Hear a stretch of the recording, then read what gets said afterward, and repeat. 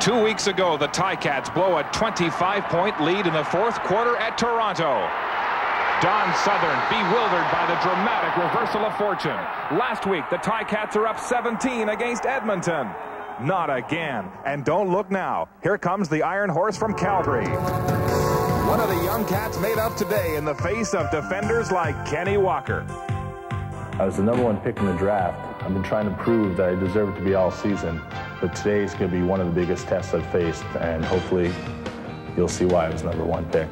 And then there's Alan Pitts in the hunt for a CFL record. I don't think I can win the matchup for the simple fact that most guys play off of Alan Pitts. I'm going to get in his face and bump and run him the whole game. If you lay off of him, he's going to get you. You got to really just get up in his face and jam him up and try to just be very physical with him.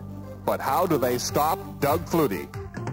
Calgary's offense, I think, is 3 people: Doug Flutie, Alan Pitts, and Tony Stewart. Most people think they're great athletes and great football players. Today we're going to make them average football players.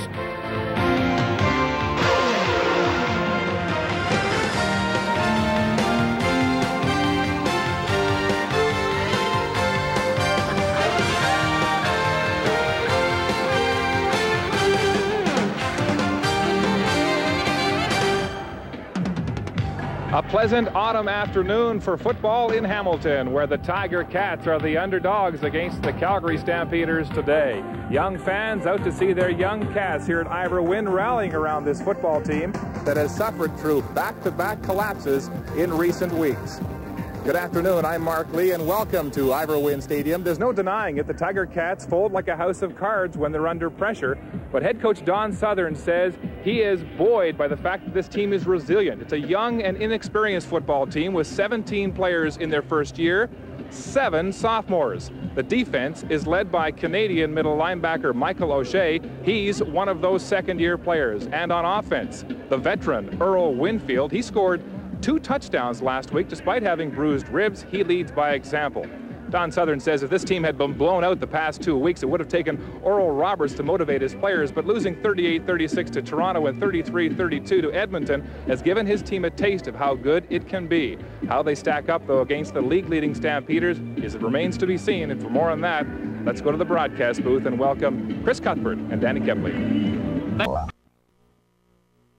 Michael O'Shea is a middle linebacker. I know you do too, but I'm not sure I really appreciate the scouting report because Calgary a much better offense than just 3 players. Well, I think he's young. He'll mature and he'll learn a lot, but now talk's cheap. You got to show me that. Now, the cynics would suggest Hamilton's best chance of winning this game is had the Stampeders been snowed in yesterday. They had a blizzard in Calgary. They arrived here late. Didn't look sharp last week against Ottawa. Do they have trouble getting up for games like this one? No, I don't think they do. I think their motivation for the 1994 season was set last year when they lost the Western Final to Edmonton. They knew that they were out to come back and get something back that belonged to them. That's the Grey Cup. Now, Don Southern was a defensive coach in Calgary the last 3 years. Does he have any extra insight in how to stop Doug Flutie? Well, as Coach Wally Bono said yesterday, Coach says he worked for 3 years in the Calgary organization, and he knows these players very well. That's the scary thing. He knows exactly how good they are. Well, and even scarier today, Doug Flutie's foot starting to feel a whole lot better, and Flutie in pursuit of the all-time passing record for the Calgary Stampeders today with 270 yards. He'll pass Peter Lisk on the all-time list for the Calgary Stampeders. So there's plenty to shoot for today as Flutie goes up against the Hamilton Ticats. Mark? And Chris, Doug Flutie says he will play without anti-inflammatories for the first time in 3 weeks. His sprained left foot is healing, and that bodes well for the record-breaking assault of his offense. We'll be back with the kickoff next.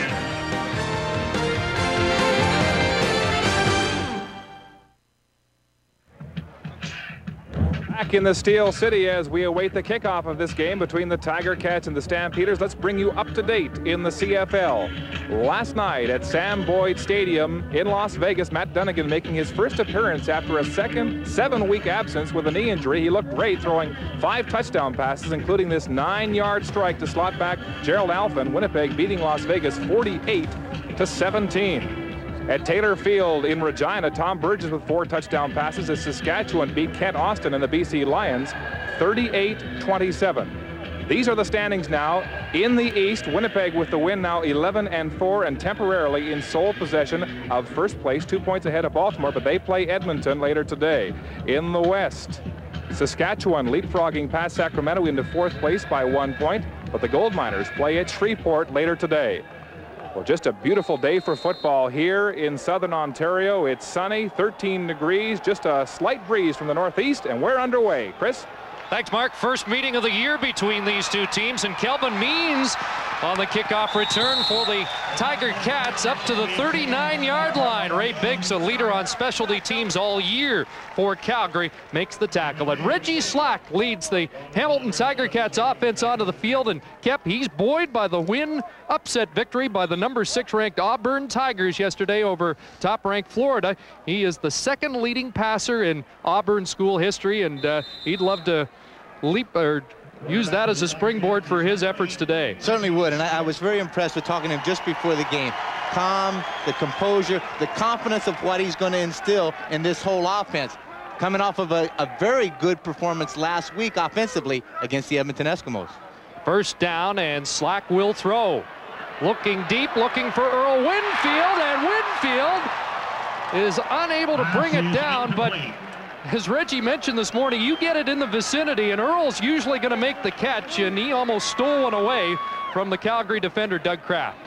Earl Winfield has made a habit of going up and stealing footballs from defenders. He does an excellent job. You throw it up high, you throw it in the vicinity. It's a jump ball here. He's playing a bit of defense against Douglas Kraft, and now almost comes up with the Houdini catch. Winfield, a big game last week against Edmonton with a couple of touchdown passes in his 4th 100-yard game of the year. 2nd and 10 for the Hamilton Tiger Cats on offense. And Slack tried to change the play at the line and ran out of time. That's exactly what he did. Right at the last minute, the flag was thrown by the back judge, so we may get a time violation. Hamilton number 8. 5-yard penalty, 2nd down. You saw that things were a little complicated in the back, saw an audible, wanted to call it, wanted to change it. Got caught in the middle, and he got the penalty right before he was able to make that call. So it'll be 2nd and 15 for Slack and the Tiger Cats.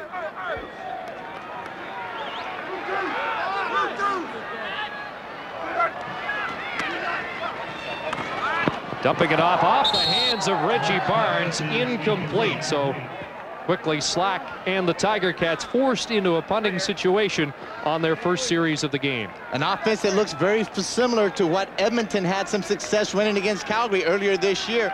Trips to the wide side, 3 receivers to the wide side, the slot back over, waggling both backs out to the weak and releasing them downfield, trying to get some mismatch.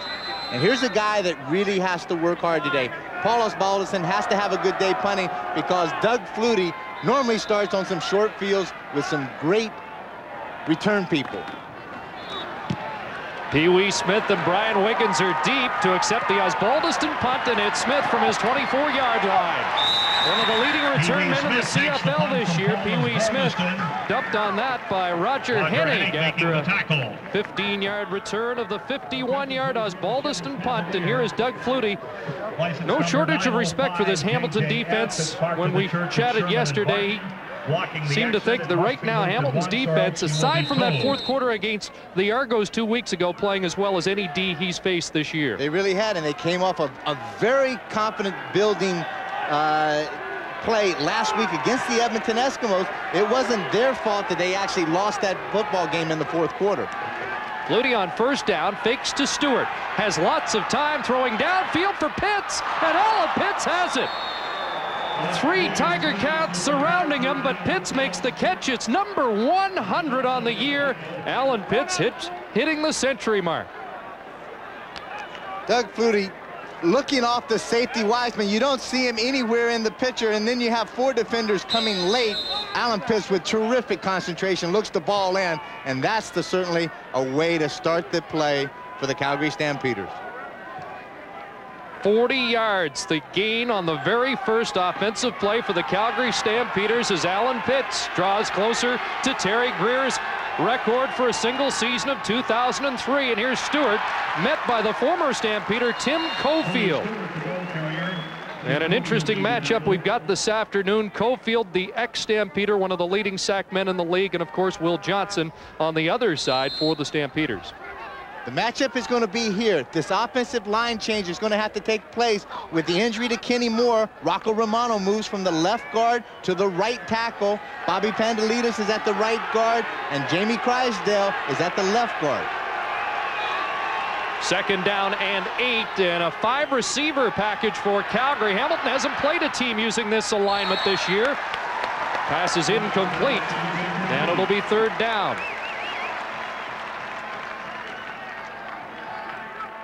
Good solid performance by this Hamilton defense after the first play. Obviously the jitters are out there, something happens and they lose a little bit of concentration, allow the big play, but then settle down, get down to earth. This is football, running, tackling, making the plays, being disciplined, and that's what they did for 2 plays and stopped Calgary from getting in the end zone. And this actually a bit of a consolation for Hamilton, because you're right, they've really struggled of late in the first series defensively, and Don Southern was talking about that yesterday. Young team seems to settle down once the game is underway. Here's McLaughlin, and that's a rare miss for Mark McLaughlin. They'll concede the single point. Just the 5th miss of the year for the usually reliable McLaughlin. It's 1-0 Calgary. Missing a 35-yard field goal kept. That's the first time in 20 attempts this year he's missed from inside the 40. Inside the 40, as you said, Chris, he's only missed 4 field goals in total. Good solid spot here. Ball gets turned, little tilted. The wind's blowing into Mark McLaughlin's face. He just overemphasized that and pulled it left. So the Tiger Cats just down by 1 as they start their 2nd series, and Reggie Barnes, who was injured in the 4th quarter last week, and some pointed to that as one of the key reasons the Tiger Cats collapsed against Edmonton, is back in despite some sore ribs. Here's the Hamilton offensive set. And take a look right there. Number 62, Peter Giftopoulos, is the starting left tackle as opposed to Val St. Germain, the number 1 pick. For whatever reasons, that's the big change right before kickoff. Giftopoulos facing Kenny Walker as it's 2nd down and 8 yards to go. Reggie Barnes delivering the ball high over the head of the intended receiver, Earl Winfield, again matched up against Doug Kraft. Did I say Barnes? Reggie Slack. Well, I mean, a guy like me, you know, I wouldn't have any problems at calling anybody's names. All I know is Adam Graves is really doing a great job playing in the CFL. And that's what some of those NHL guys may have to do. He knew that was coming. But the one thing we talked about Reggie Slack, and when we talked to him prior to the game, he felt that playing against a really tenacious pressure-type defense that Edmonton played against them last year is really helping him to prepare for this week's game against Calgary. Pee-wee back to accept the punt. And it will be Smith at his 28-yard line. And Smith drops the football. Looks like Ticats have a shot at it. And we'll let them unpile. First indication it's Tiger Cat football. And now the refs point the other way. Now the refs are arguing about it. Well, it will be the Stampeders. We had an official go first towards Hamilton's, and now they're giving the football to the Stampeders. Apparently Greg Freres, their number 6, is going to get on the loose ball. You can take a look just at that angle. That's a perfect angle right there, and it shows that Greg Freres had a chance to get on that ball. He saw it laying there, and he made no mistake about recovering the football and putting it into a possession of Hamilton. Hamilton throwing up a little objection on the field out there, and we're penalized for being a little too boisterous about it. Looked like Michael O'Shea had pried the ball loose from Pee-wee Smith, but Calgary does have it. First down at their own 46-yard line. In that 5-receiver set, the fake to Stewart, and now going for Wiggins, and he has the ball and almost spun away from the rookie cornerback, Adrian Smith. First down for the Stampeders. Brian Wiggins, just his 2nd catch in the last 3 weeks as we set the Hamilton defense for you. Solid guys in the front 7 and the back end. Change with Cotton. This is Marcus Cotton playing the right defensive end. Good solid linebackers. Bobby Dawson coming up and playing that outside linebacker. He really truly is a defensive back. Here's Stewart, and he runs into Marcus Cotton. In just his 2nd game for the Tiger Cats, he greeted Stewart at the line and pushed him back.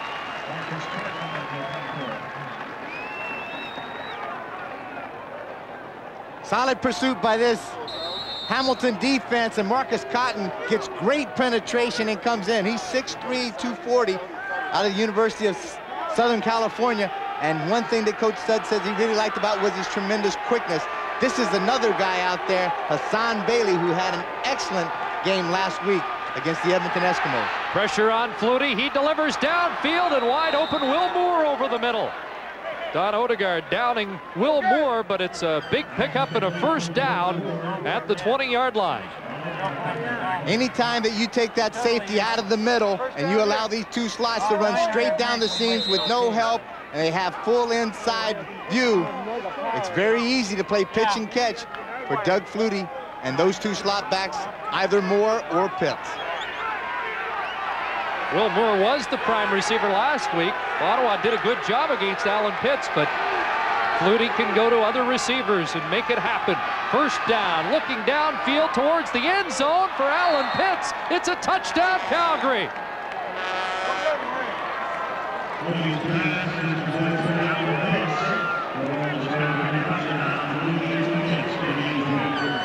"19 yards, the touchdown length for Alan Pitts. It's his 16th major of the year.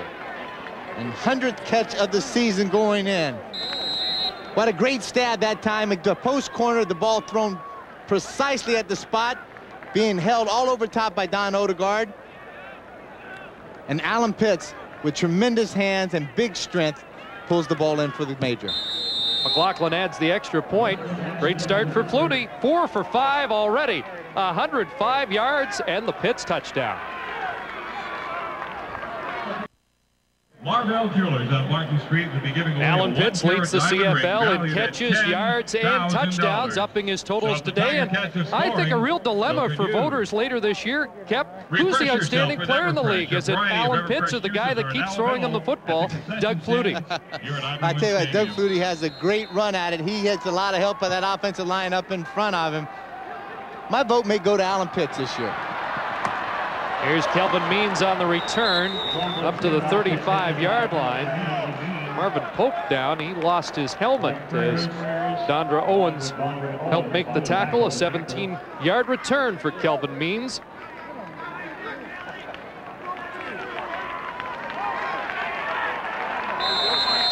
There are the numbers for Reggie Slack with his second team.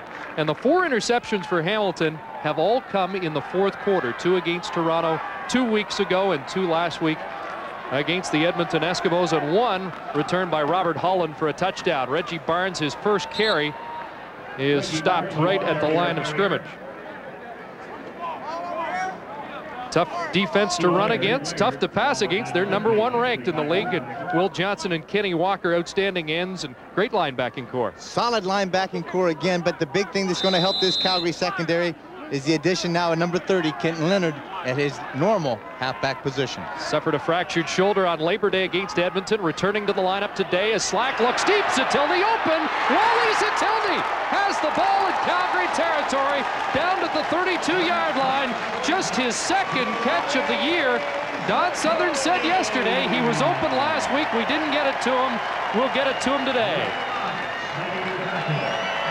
Second catch of the season for 42 yards. He's averaging 33 yards a catch right now. The guy that you just don't think is going to happen and make anything happen, all of a sudden the Calgary defenders forgot about him, and he showed some sneaky speed to get behind Kenton Leonard.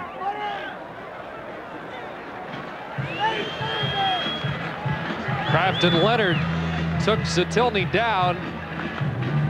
And if Reggie Slack's going to have success, look at this time. Plenty of time to throw the ball out there. The offensive line doing an excellent job. And Wally's still down after the big catch.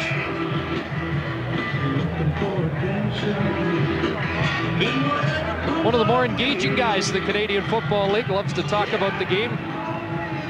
He's what the league needs. He's got a lot of personality. He's got a lot of flair and enthusiasm about this game, and he loves the game. He's one of these kind of guys, maybe he wasn't supposed to play in this league. Either too short or too small, too slow or something, but he goes out there and just gives it 100% every time he has an opportunity to get on the football field.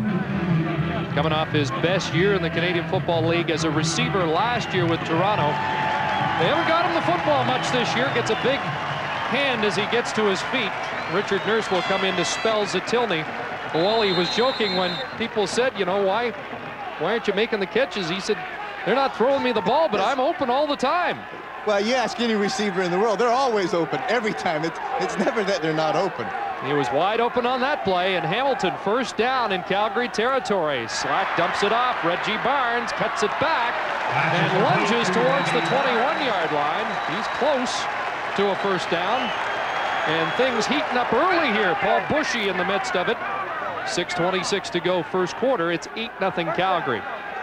Well, that's certainly what this Hamilton team needs, is some real fierce competitiveness out there on the football field. Get in a fight, push around a little bit, get excited about what's happening, and maybe that'll keep everybody really focused on why they're here today. And that's because they've come so close the past 2 weeks that they can just taste the victory. There's a lot of youth out there. There's a lot of enthusiasm. And as Coach Sudsy said, they are very coachable. First down, and now that little toss inside to Barnes. And he's down to the 13-yard line. Pick up of close to 7 for Reggie Barnes, who has rushed for more yards in his first 2 games with Hamilton than in 7 games with the Shreveport Pirates. Reggie Barnes has such good quick feet. He can make that first guy miss, and as soon as he sees just a little crack in the offensive line, takes a look at that daylight and is able to pick up significant yardage. You can see he's been a double threat since joining the Tiger Cats. Playing with tender ribs today. 2nd and 3. Barnes up the middle. Flag is down as Barnes is pushed back before he got to the first down stick. Sreko Zizakovic and Matt Finley. A couple of Canadians combining on the stop. Play that looked doomed almost from the beginning. Illegal procedure against Hamilton, but as soon as the snap was, there was just no explosion off of the offensive line. Calgary's defense stalemating them right on the line of scrimmage, playing down the line, and Reggie Barnes had nowhere to go. It's a decision now for the Stampeders. Do they give Hamilton another crack in this red zone, or do they force them into 3rd and short?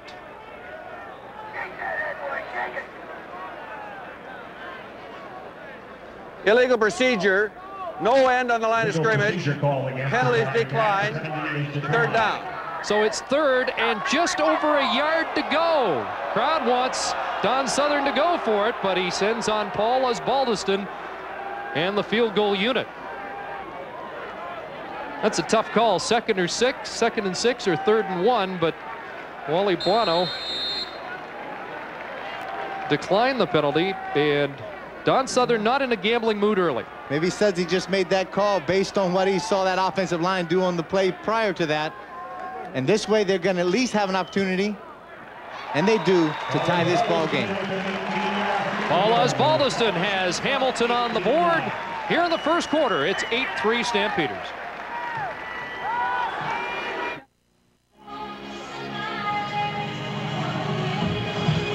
5 points with just under 5 minutes to play in the first quarter. The story on Wally Zatilny is that he has a sore gluteus maximus. He came down hard after making that reception, but he should be back in this football game.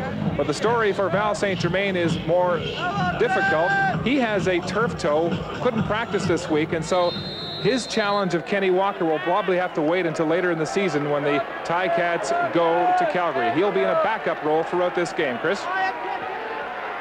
Mark, Calgary with the first down. They elect to take it at the 35-yard line, and here is Pee Wee Smith cutting it inside. Pee Wee has 4. Bobby Dawson with the tackle has moved up to a linebacking position this week. Last week he was a 6th defensive back. And it's a smart play, I think. John Moulton has been sick this week. He's had the flu, and he's very weak, so they bring Bobby Dawson up. He plays the outside, and it really does help in their pass coverage. So now they truly do have 6 DBs on the field. If they need to make a substitution and get a 7th to go against Calgary, it works even better. 2nd and 6, and Flutie rolling to his right, throwing in the flat. There's a completion, and Will Moore with his 2nd catch of the game steps out of bounds at the Calgary 53. 14 yards for Will Moore and a first down. The wonderful thing of this arsenal that Doug Flutie has is he throws the ball all over the field. And when you have a guy like Will Moore, Alan Pitts, you have Wiggins, you have Pee Wee Smith, all of those guys are able to catch. They're able to burn you one-on-one. Who do you think, as a secondary, as a defense, who do you ever double team? Doug Flutie comes back. He's able to read one-on-one coverage very well and get the ball there as he just did.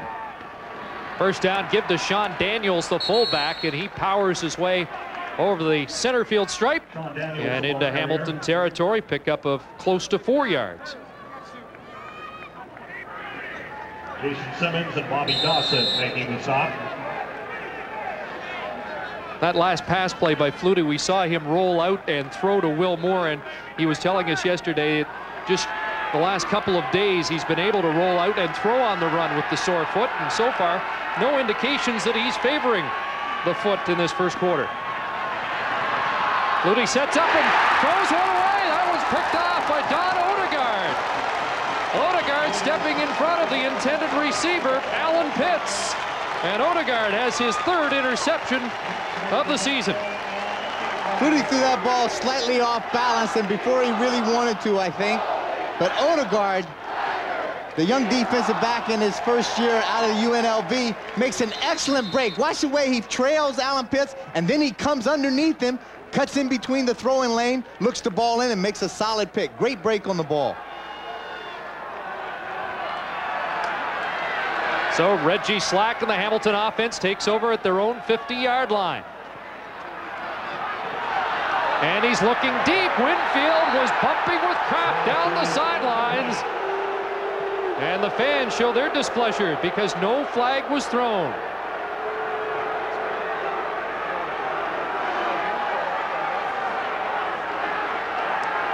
Douglas Kraft, stride for stride. There's going to be some contact. The head comes up, kind of feels in the chest of Winfield. Winfield gets a little annoyed with that and does a push away.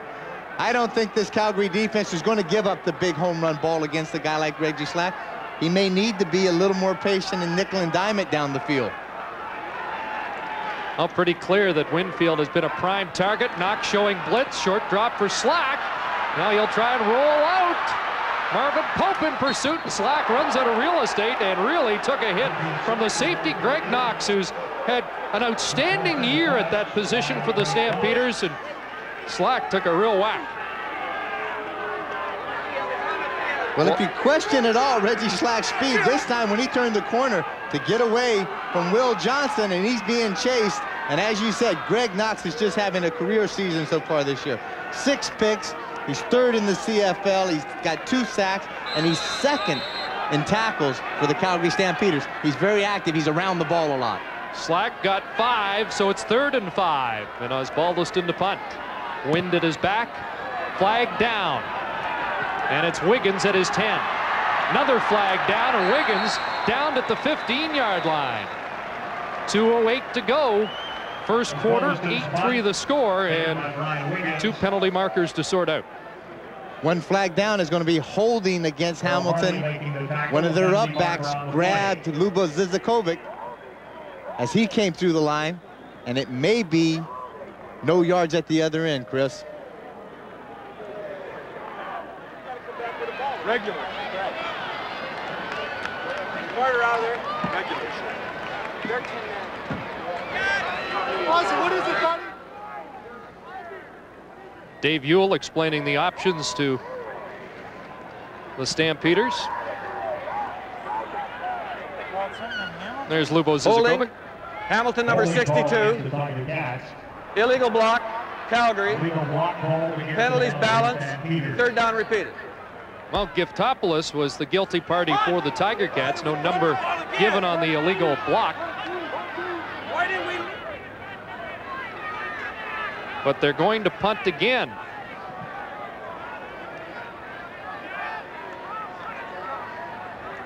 Now this will certainly be to Calgary's advantage here to have an opportunity to set up a return. Or I should say a better opportunity. High snap, but Osbaldiston able to pull it down. Ray Biggs was bearing in. Here's a loose ball. And the Stampeders get on it. That's the 2nd time the ball has come free on a punt return, but Calgary's gotten back on it, the 40-yard punt with no return. Brian Wiggins did get the football back for the Stampeders. Wiggins just misjudged that ball, and whether the wind was blowing and kind of knocked it down, and the ball hit the turf and took it on the short hop, and he was very fortunate to get it back into his hands. Wiggins also having an excellent year catching the ball. 51 catches coming in, 4 touchdowns, has tremendous speed out of Texas Southern. And Doug Flutie's got a few options to work with. First down, and they pitch it right side Tony Stewart. And it's strung out by the Ticat defense. Nice job. Stewart was looking to cut it upfield, but Tim Cofield forced the play. And he is revved up today, the former Stampeder.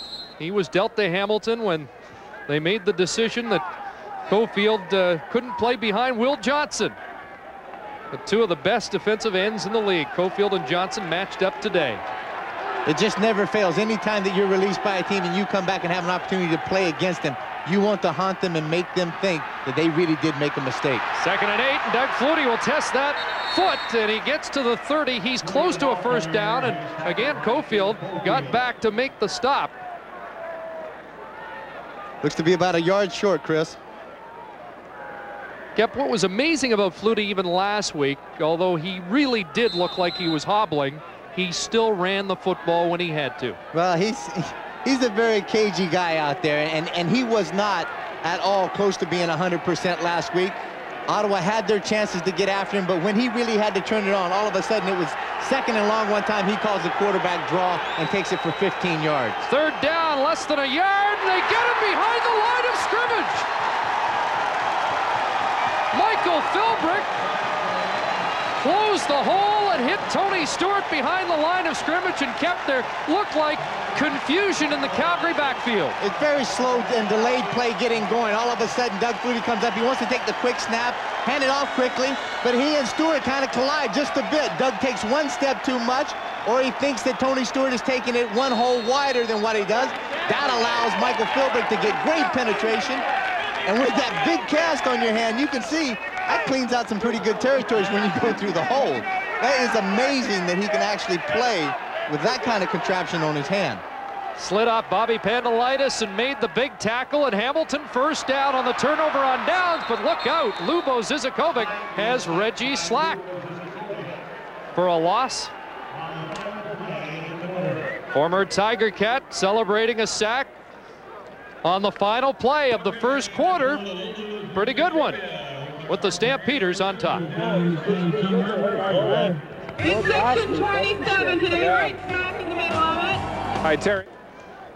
Well, they invented football for days like today. It's absolutely gorgeous here. October day in Hamilton. There's Michael Philbrick still relishing that big defensive play he made to turn the ball over on downs against the Stampeders. But a big defensive play by the Stamps on the final play to sack Reggie Slack, and it's 2nd and 18. And they're pressuring Slack again as he gets outside throwing, and Satilny took a hit from Kent Leonard, and Wally is going to be a little slow getting up again. 2 balls thrown his way, and he's paid the price.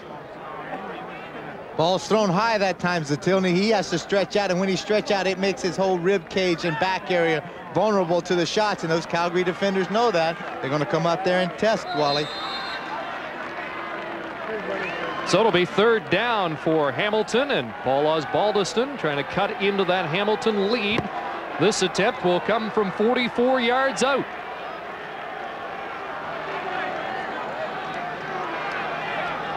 He'll have to deal with the wind in his face, and Hamilton never did get set. Tiger Cats called on a time count violation.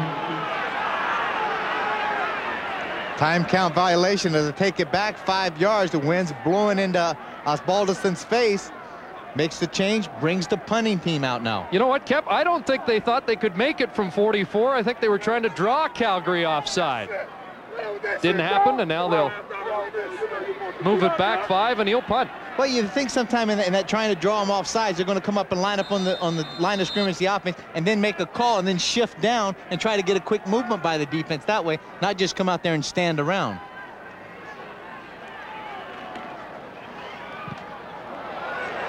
Osbaldiston gets a great punt away into the wind, and this one stops up. Now bouncing back. Osbaldiston moving into that restraining area. And a flag goes down, but we'll have to find out whether the no yards was because of Osbaldiston or some of the other Cats. It turned out to be just a 31-yard punt because of the bounce back and a 3-yard return. Eric Carter said he came up with the football. Osbaldiston made a great effort to get down there to try to recover that. The only guy that I thought that they could have called in the no yards would have been number 29. That was Roger Henning. Hamilton, number 31. 5-yard penalty, first down. And that's P.J. Martin that they did call. Now, P.J. was just activated right before this game onto the roster. So it's 5 yards on the bounce back of the no yards rule. And a first down for Calgary at their 17, so they haven't been giving the Stampeders good field position here in the first half so far. Here comes the rush, and Flutie just got it away to Alan Pitts. Pitts with another catch at the 29 has a first down. Hassan Bailey was blitzing on the play. Coming off a terrific week against the Edmonton Eskimos. Bailey really a force in the game last Sunday. Hassan comes from his blind side, but Doug just with that great peripheral vision is able to sense it, throws and ducks and spins, and Alan Pitt is able to work in the zone and get open. First down, Flutie looking downfield, no catch. Pee Wee Smith had a hand on the football. Adrian Smith jarred it loose. Now as Pee Wee comes down, he makes a great effort to try to make the reception, but watch as he lays down, he lays kind of on his side and he exposes the ball. And when he does, that made the opportunity for Greg Eaglin to come through and at least get a hand on it and knock it away. 2nd and 10 and out of the shotgun with 5 receivers out. Flutie sprinting right, Cofield trying to chase him down. And there's a completion for Vince Danielson. Terrific catch by the rookie out of UBC. It's a pickup of 31 yards and a first down. Exciting opportunity for a young rookie to get the opportunity to catch these passes and run them the way that he is. And then when he does have an opportunity to come through with a big catch, gets to the sideline, the normal rule, turn it up, get upfield somehow. Doug Flutie will try to find you as he just did. Now at the Hamilton 50, Flutie has Danielson again down at the 42-yard line. Pickup of close to 8 yards. Wally Buono saying that Danielson can do a lot of things very well, just like Dave Sapunjas. Maybe the biggest difference is Sapunjas' ability to run with the ball after the catch. That's exactly right. The experience of what he has. Once he makes the catch, they feel that they had great, sure hands. But Sapunjas had just tremendous ability of what he did once he caught the ball of picking up additional yardage. Here's Tony Stewart just powering up the middle for a first down at the Hamilton 35-yard line. They expect that Sapunjas could be ready for the final regular season game. That could be a big one against the BC Lions. There's Big Doug Davies. It's been a battered up offensive line for Calgary this year. Davies playing with a broken scaphoid bone in the hand, the left hand. Here's Flutie with lots of time and a wide open Alan Pitts inside Wiseman. It's a touchdown, but there is a marker on the play. Alan Pitts, there's a penalty marker down. And this one's coming back. And I think they may be calling that offsides against Pitts as he was trying to get that momentum going down the field. Blown coverage in Hamilton's secondary, and it allowed Allen just to slide right down the seam.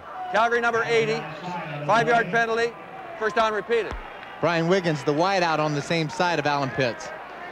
Club record for receiving in Calgary 17 by Terry Evanshan. Had that touchdown stood, it would have tied the mark. Instead, it's first down over and 15 back at the Hamilton 40. And Flutie changing the play.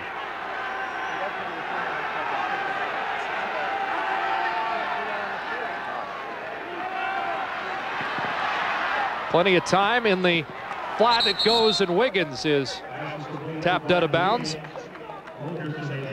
Gary Wilkerson forcing him out at the 30-yard line, so that's a gain of 10. It's 2nd and 5. And Flutie going to the hurry up.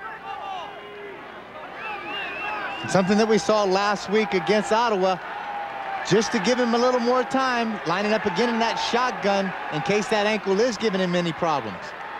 Now goes to the wide side. Pee Wee Smith caught the ball, but he was out of bounds. And that brings up third down.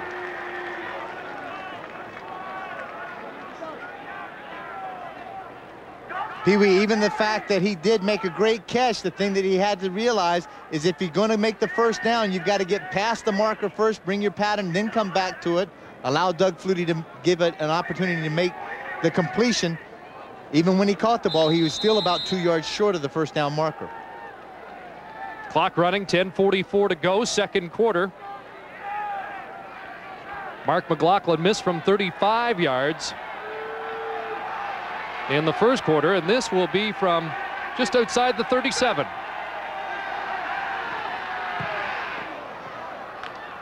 And McLaughlin makes no mistake this time, and it's now an 8-point Stampeder lead. Back at Ivor Wynne, Calgary in front of Hamilton 11-3 with 10:25 to go in the first half. This was the scene this week in Hamilton. Two local college students, Aaron Nantes and Ralph Walker, perched high above a downtown billboard, said they'd stay at this perch until they sold 18,500 tickets or the kickoff. Boys, you're here. Crowd looks really good. I'm told that they're still selling tickets outside. What prompted the move? Well, after the game last week, everybody's walking around the stadium and they were talking like, we ain't never coming back here, and we gotta, hope the team folds. And we had a lot of negative things as we were walking down the street. We thought we have to do something drastic in order to keep the team here, and we were tossing around different ideas. We said, well, we might as well do something drastic to get the fans back, so we decided to go up on the billboard. Well, you sure attracted a lot of attention now. You missed a lot of school. Did you do your homework up there, Ralph? Oh, well, we did a little bit. That's our story. We're going with it. That's it. All right, did you take a shower before you came here? Yeah, we did, actually. They dropped us off at the stadium, and we did the coaches thing. We did the shower in the coaches. All right, Aaron, well done. You sure attracted a lot of attention for the Ticats. Chris? Give those two guys a lot of credit for their support of the team this week. They made a lot of news, and looks like they've got some people in the seats. Here's a second down play to Winfield, and he has the first down over the 45 and stretches out near the 50. Douglas Kraft holding on, but Earl Winfield will move the yardsticks for the Tiger Cats. You don't want to give Earl way too much room to operate in, and when he does, Reggie Slack has got the time to throw the ball, gets down, makes a good play, gets a solid block up there by Means, and is able to pick up the first down. Earl in his 99th CFL game today, and he has been a force for the Tiger Cats.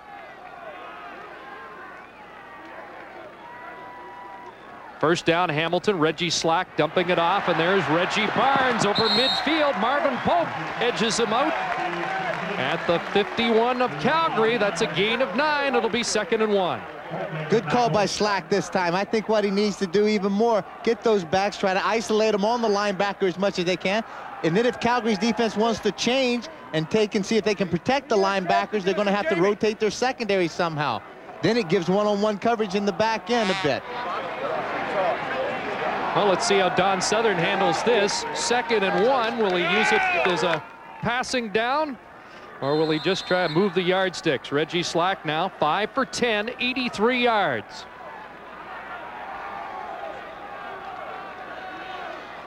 Three men in the backfield, and they'll give to Barnes left side, and he'll get the first down.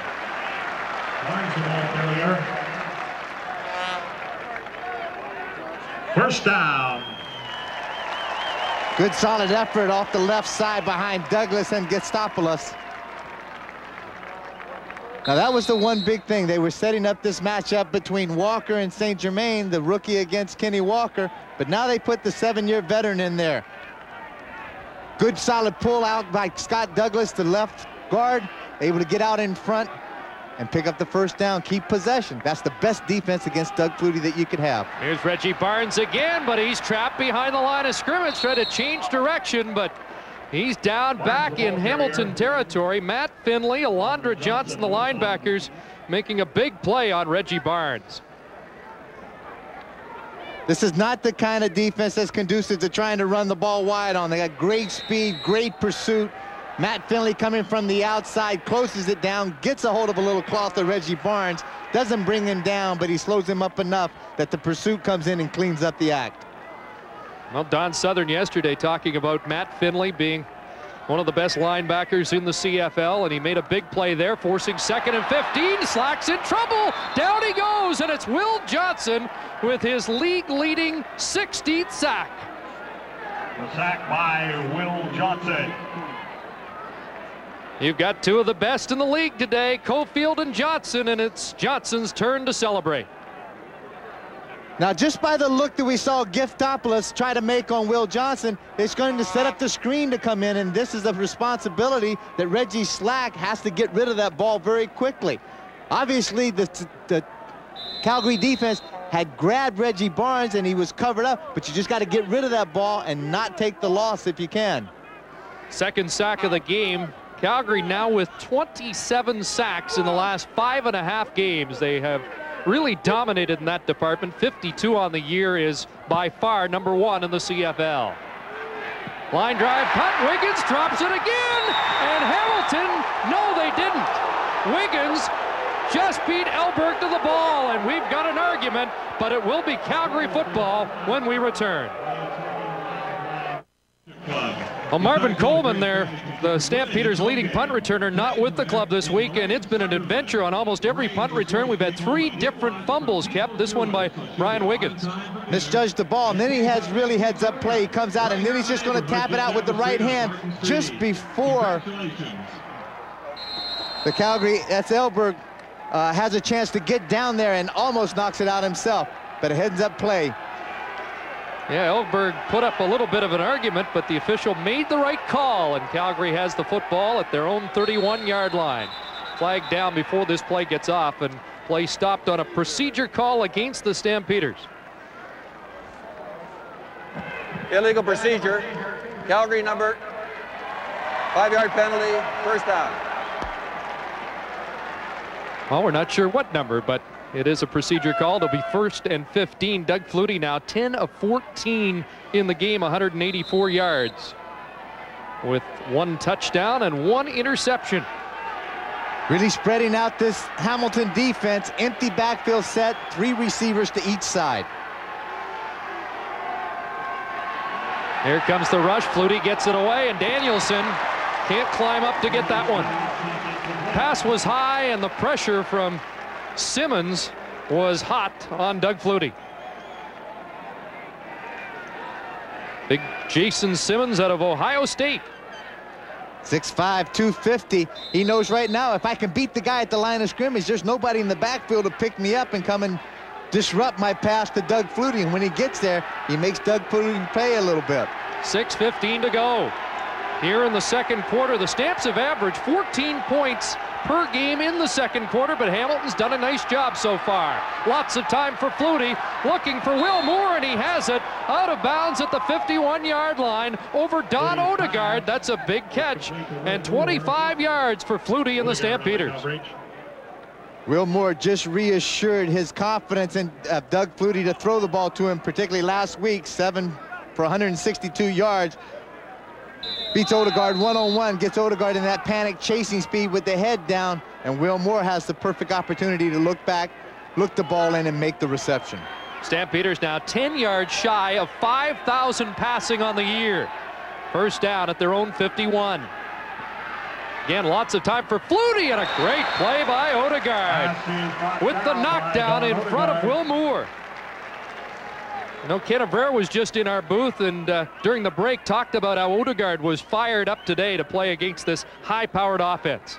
Valid challenge. You know when the ball is going to be thrown in the air as many times as it is. Defensively in the secondary, you're going to be challenged, and that was the challenge that Odegaard really rose up and defeated. This time, Don Southern was so impressed with this guy's foot speed and quickness and break to the ball, and you could just see an example of that on the last play. 2nd and 10. Here's Flutie finding an open man, and another first down. It's Pee Wee Smith at the Hamilton 45. Pass complete to Pee Wee Smith. So that's now 5,000 yards passing for the Stampeders on the season. Not 5,000 for Flutie because Steve Taylor has contributed to that total, but Flutie will get there soon enough. operating without a huddle, as the Stampeder offense has 4 receivers set to the left side, 2 to the right, and over the middle delivers low, incomplete, intended for Tony Stewart. Not a very patented Doug Flutie pass.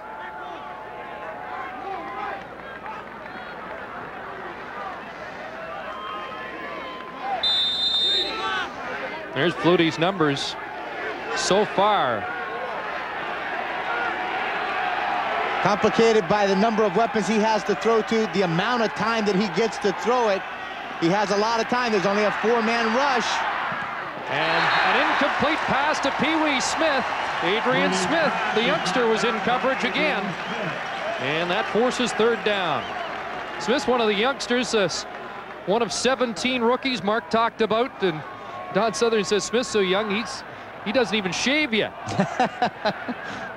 There's a lot of guys out there. He said, you know, when I look at those guys out there, there's a lot of boys, a lot of faces of young boys out there. But today, when you play against a guy like Doug Flutie, it will test and make you grow up to be a man very quickly. Adrian Smith, one of the leaders of the Hamilton secondary in knockdowns, always making the break on the ball and is around it, getting the hands up.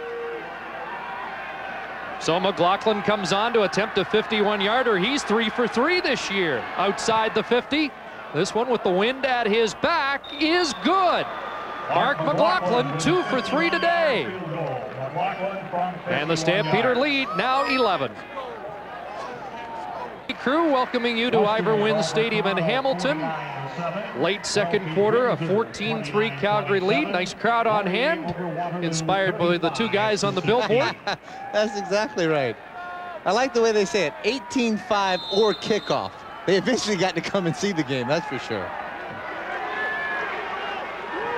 And Reggie Slack and the Hamilton offense going to work from the 35-yard line. Pass to Barnes, trying to cut back and gets to the 40. Gerald Vaughn with the tackle after a 5-yard Reggie Barnes pickup.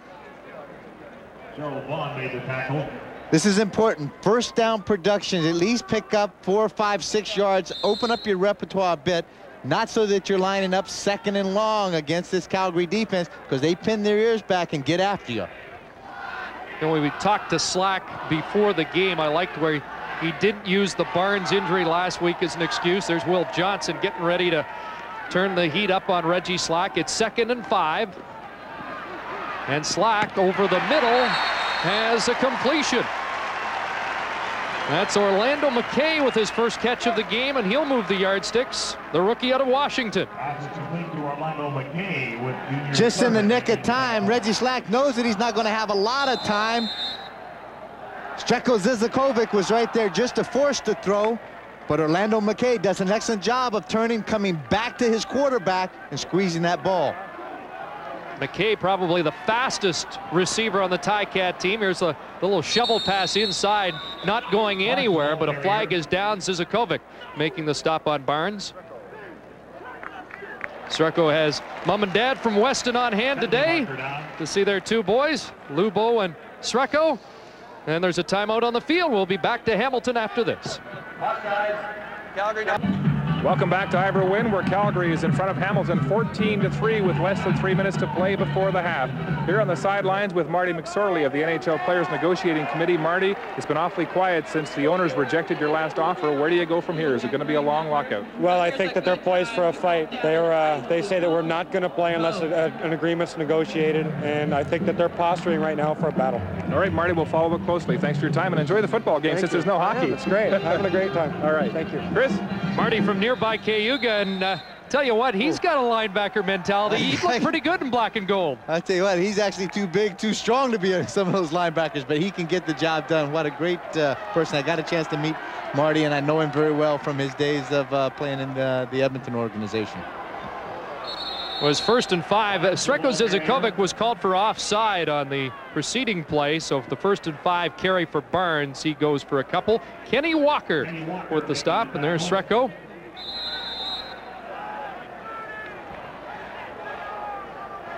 Terrific front 4 for the Calgary Stampeders with those big ends, Walker and Johnson, and as I mentioned, 52 sacks now on the year to lead the CFL. It's 2nd and 3. Slack, the short drop, and he's looking deep, looking for Winfield, and Earl Winfield has it. Out of bounds at the Calgary 12, over Doug Kraft.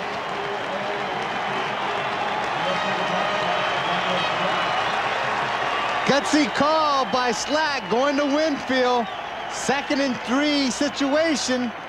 Calgary playing tight defense, shutting down the run inside. And then Kraft gets caught just flat-footed in one quick move, a sidestep by Earl Winfield. He's able to get downfield. Here's the key, obviously, the big blocking up front. Slack steps up into the pocket, eludes some of the rush on the outside. First down after the 36-yard Winfield catch. Slack can't find anybody. Now Winfield open, touchdown!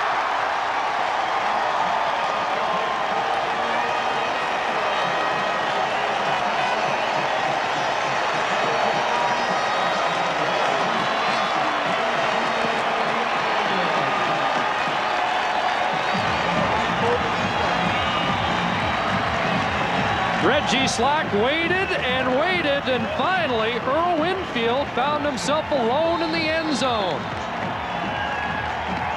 An opportunity of when his mobility and his foot speed can buy him some extra time. Offensive line doing a good job of making the blocks, and it forces those secondary guys at Calgary to have to cover a long time.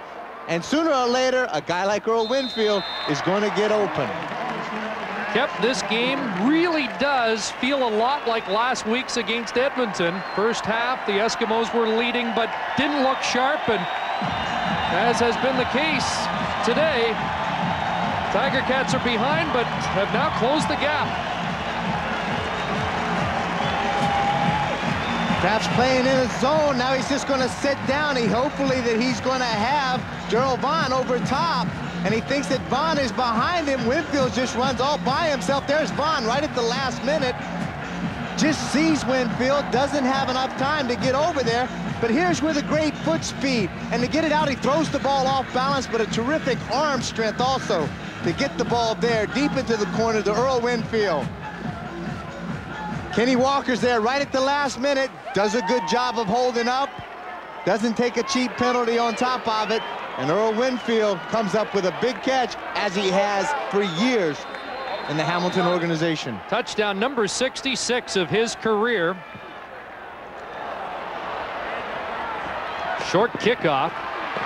And it's Tony Stewart up to the 50-yard line. Takes the kickoff. But a touchdown against the wind for the Tiger Cats to close the gap to a 4-point Calgary lead here with 1:58 to go in the second quarter.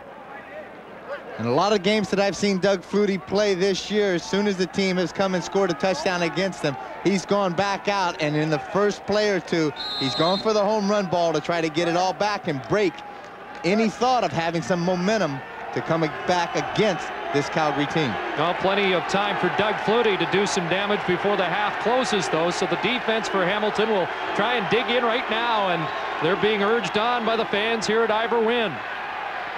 Flutie again, lots of time. He's going the home run ball for Pee Wee Smith, and just out of his reach. Pee Wee still looking for his first touchdown pass of the year, and that has been a source of concern. My personal opinion is that I don't really think Doug Flutie cares whether it's 1st and 10 or 2nd and 10 for him. In a lot of situations and a lot of other teams, a lot of offensive schemes, when you get backed up and you're 2nd and long, it really hurts you. In this case, it's just another play for Doug Flutie, and he has been very successful in completing first downs. Well, now it's 2nd and 10 in the flat, and this one falls incomplete. Thought Pee Wee Smith was taking the out. Adrian Smith, closest man to the ball, and Doug's heated up. Doug's going over right now. He wants to talk to Will Moore and also to Pee Wee to say, listen, this is where I'm making the call. I'm looking to go to the out, and I would think if there was any audible at the line of scrimmage, some of this noise may have had some effect that those guys just didn't hear. Well, we were talking about Doug Flutie yesterday with Don Southern, who says he demands a lot of his receivers, and when they don't deliver, they hear about it. And Doug Flutie just served notice there. Great kick by Martino. Booming kick into the end zone. And it bounces out for the single point with 1:38 to go. It's a 15-10 lead after the 74-yard Tony Martino punt. Well, there's Earl Winfield. I mentioned 66 touchdowns. He is in the top 20 all-time in the CFL, and with that touchdown catch, moved ahead of another former great Hamilton Tiger Cat, Tommy Joe Coffey. Some great names in the CFL, and if there's ever been a game breaker or a big play guy, the man you're looking at on the screen right there is certainly one. He loves the challenge. Earl, 3 catches, 66 yards and a touchdown today. Last year in 2 games against the Stampeders, he was held to just 3 catches and 44 yards. So the momentum has shifted here to the Tiger Cats. First down at their own 35-yard line. Look out, Reggie Slack, as he is down back at the 30. Lubo Zizakovic finishing off Reggie Slack, and it's a 3rd sack for the Calgary Stampeders front 4. Reggie knows that this defense is going to get after him. I would suspect that he should dump that ball off a little more, catch it in the flats, dump it to Reggie, at least make the run and make this team defensively respect him and have to slow up that rush somewhat. Good solid blocking up front again against Will Johnson. That's going to help you a bit, but then this team has so many weapons as a defensive team that they can get after you with anybody. 2nd and 15, better protection, but a flag down. Winfield cruising over midfield. Kraft stripped the football. Doug Kraft stripped the ball and got it for Calgary. It'll be likely holding against Hamilton, and they'll decline. Calgary will take the ball instead. Good call, Chris. Exactly that. Hamilton, number 33. Penalties decline. First down. Paul Bushy called for holding. Kraft has had some trouble with Winfield today, but makes amends with this play. Has solid, again, pressure up front. Kraft just stretching and just chasing behind the ball. Earl Winfield did not even realize that he was there and was holding that ball very gingerly. Douglas Kraft came in and stripped it completely away.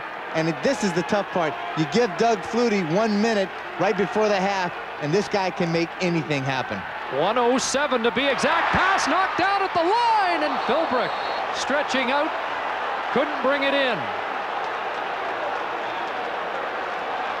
It would have been tough for him to catch it anyway. I want to see it. It's going to be a seal catch anyway. He's going to have to balance it on the tip of a finger to get it in, because I've been around this league for a long time, but I have never seen anything. I mean, this is modern technology these days with medicine. You would think that they would have some form of a smaller cast. That's Marcus Cotton in his 2nd game with the Ticats with the knockdown. 2nd and 10.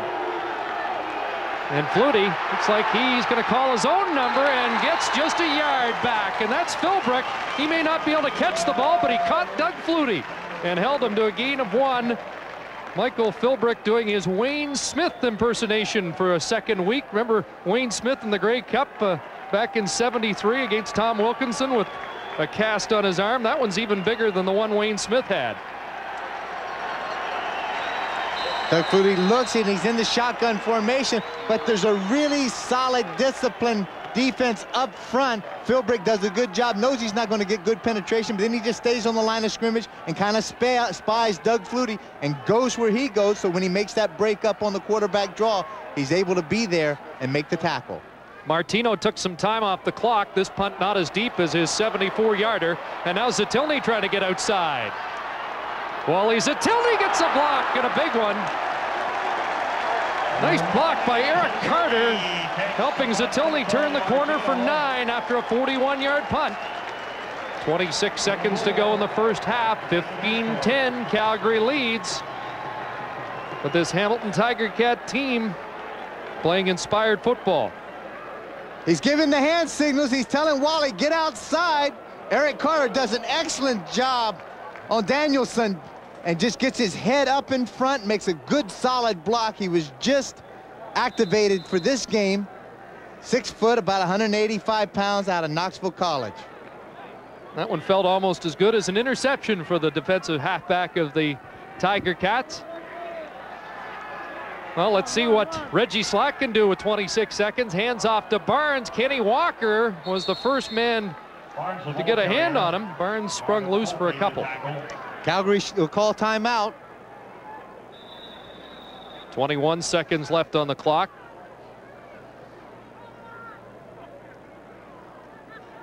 Tiger Cats should be able to run the clock out here. Well, with Calgary calling the timeout, the clock won't start until the snap of the ball. Hopefully they're thinking that they can make a the run play, shut it down, get him on the ground quickly, stop the clock again, force him into a punting situation, and maybe get one more kick at it.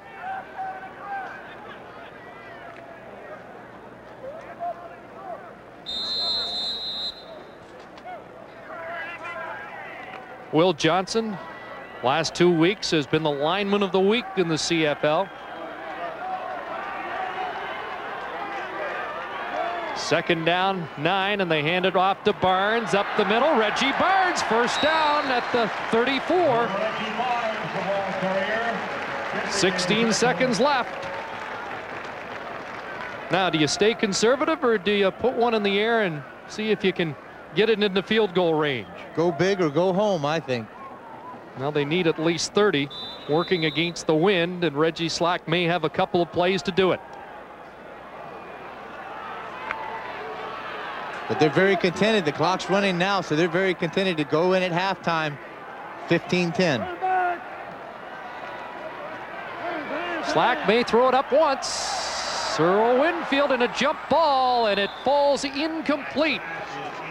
Doug Kraft doing a good job in coverage. That's the final play of the first half, and we've got a tight one at Ivor Wynn. Mark. Chris, the young Cats are step for step with the top-ranked Stampeders. An upset well within reach. It's Calgary 15, Hamilton 10 at the half. Stay with us. Live at the half is next.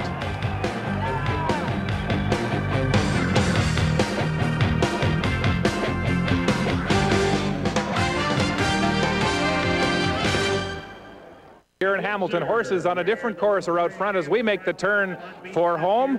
You see the Rothmans International coming up at 4:30 Eastern. And here in Hamilton is 15-10. The Stampeders in front. And for more on the first half, let's go to the broadcast booth and welcome back Chris and Danny. Well, Kep, you weren't here last week when Edmonton and Hamilton had that great finish. I get a feeling here you might get a chance to see it today because Calgary looks like they may be ripe for the taking. Well, I think they sputtered in the first 30 minutes, but they're the kind of team that can go in at halftime and correct a few mistakes and obviously go from 0 to 100 very quickly. Well, let's take a look at the highlights. The Stampeders certainly got off to a quick start. And they got off the start with the guy that's the real key to this whole offense and to the key to their team, Alan Pitts. Post corner route, Doug Flutie again having lots of time to throw the ball, and just a great reception again by this wonderful receiver. But then the defense dug in for Hamilton. This is a big play on a third down gamble. This is what it's going to take for Hamilton to stay in this ball game. Big plays defensively, offensively, and special teams. They're going to have to play on all phases of the game. Michael Philbrook with the stop, and then Earl Winfield with the touchdown catch. And then when they have an opportunity, as they do, to put the ball in the end zone, that they come very strongly, and Earl Winfield has a chance to get behind the zone. And when he does, Reggie Slack put it in the hole for the touchdown. Earl Winfield, big first half. He had 4 catches, 93 yards, and a touchdown as you assess the numbers through 30 minutes of football. 246 yards for Calgary, and yet just a 5-point lead as we rejoin Mark. Chris, the Ticats talking with youthful bravado before this football game, and they are certainly walking the talk. At the half, they trail Calgary by only 5. We'll be back with the second half after this.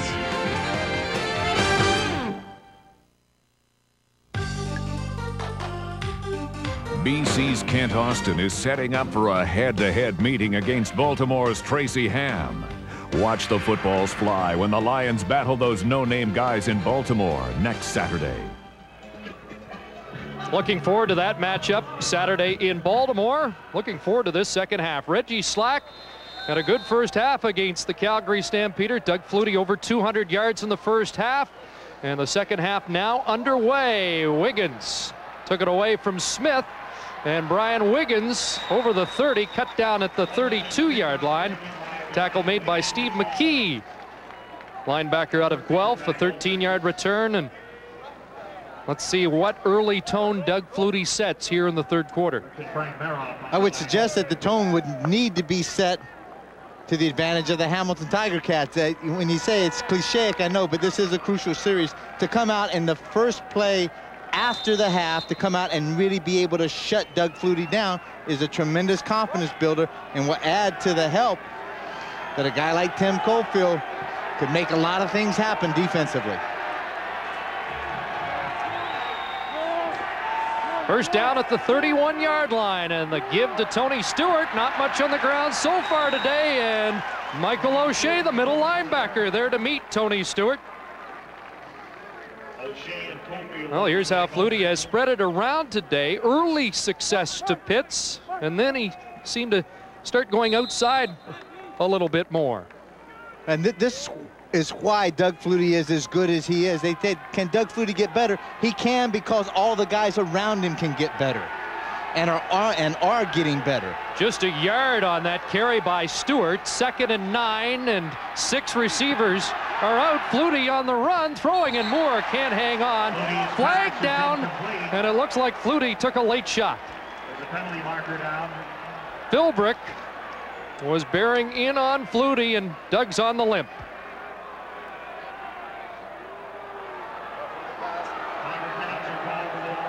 Roughing the passer, so instead of a punting situation, Hamilton gives Calgary a first down. Philbrick's coming right up the middle and is in hot pursuit. He can hold up, and I really think he's trying to hold up a bit. I don't see the call. I really don't. I think he makes him them, he grabs him in the right hand, gets him. He can't even squeeze him with the left hand because he's carrying that club on it. But that's the nature of the beast these days. So it's a first down up at the 42-yard line. Stewart for 3. Stewart came into the game needing 76 yards for his first 1,000-yard season. Michael O'Shea in on the tackle again. The last 1,000-yard man for Calgary, Gary Allen, in 1986. Tony Stewart's just been such a great addition because he adds that 5th or 6th receiver in the backfield without having to make any kind of lineup changes. He's great out of the backfield as a catcher. Flag goes down. Flutie's pass is picked off by Marcus. No, they're saying incomplete. Ball deflected off the back of a Calgary offensive lineman, and more importantly, Flutie again having trouble getting up. There is a flag down on the play, and Doug Flutie is hurt.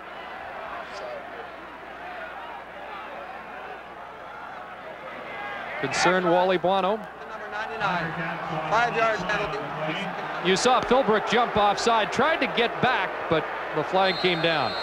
2 crucial plays, 2 series, very, very significant there. They had an opportunity to shut Doug Flutie down.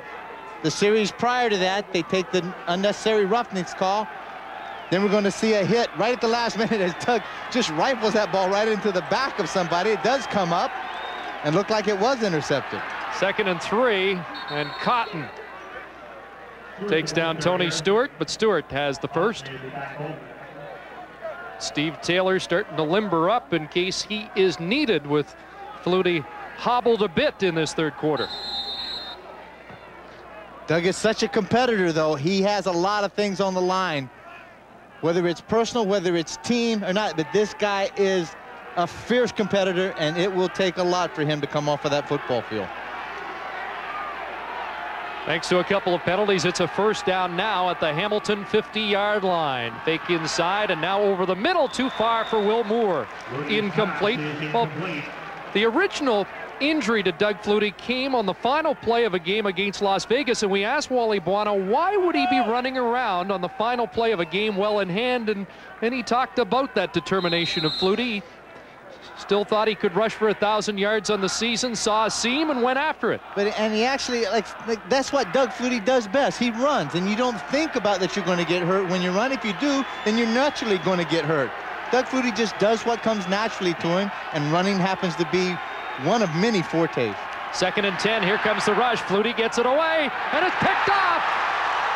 Adrian Smith going back the other way for the Ticats. And look who makes the tackle. Doug Flutie makes the stop, after Adrian Smith came up with the interception. The intended receiver was Pitts. But for the second time today, Flutie has been intercepted. Doug Flutie throwing his second interception of the game, made the tackle and then went to the bench, took the shoe off. They have checked the foot, and Flutie walking pretty well on the sidelines, went back to confer with John Huffnagel as Hamilton goes to work at the Calgary 35. Slack looking deep. McKay stretching out, touchdown! Orlando McKay!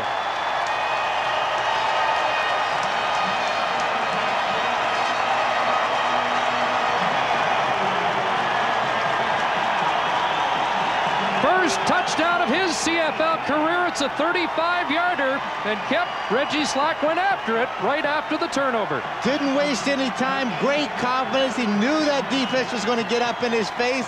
The offense bought him some time, made some solid blocks up there, and that young man, Orlando McKay, just sailed out and made an excellent catch. Reggie Slack taking a page out of Doug Flutie's book. After a big turnover, come back and make something big happen. So they're now leading in the third quarter again. 3 consecutive games they have led after 3 quarters, but let it slip away, and Orlando McKay has put Hamilton on top again.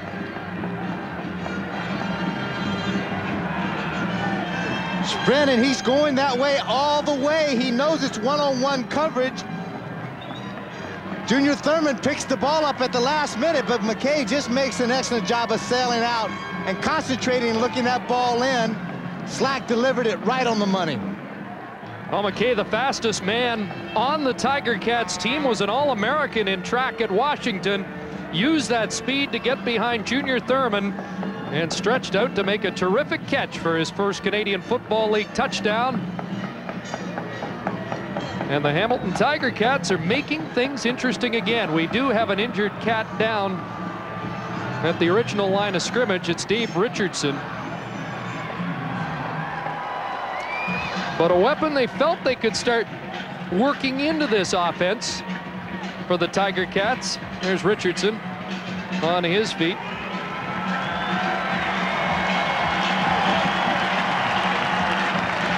But McKay has to earn those chances because the guy on the other side demands the football so often, Earl Winfield, and Reggie Slack has been successful with Winfield today, but now has the other wide out into the action. Shows like last week, Earl had 7 catches, McKay only had 2, but what a great confidence builder for the young receiver in such a crucial situation to take him downtown and give him the ball. Now Osbaldiston to add the extra point. It's good, and it is a 17-15 Hamilton lead. Just 4 minutes, 6 seconds into the third quarter. There's Adrian Smith, the man who made this all possible with the interception of the Doug Flutie pass. We come back to this, and it's a very uncharacteristic Doug Flutie pass. It's underthrown, it's off target, and Adrian Smith is able to pick the ball up. Doug Flutie is the man that came over and stuck his right arm in.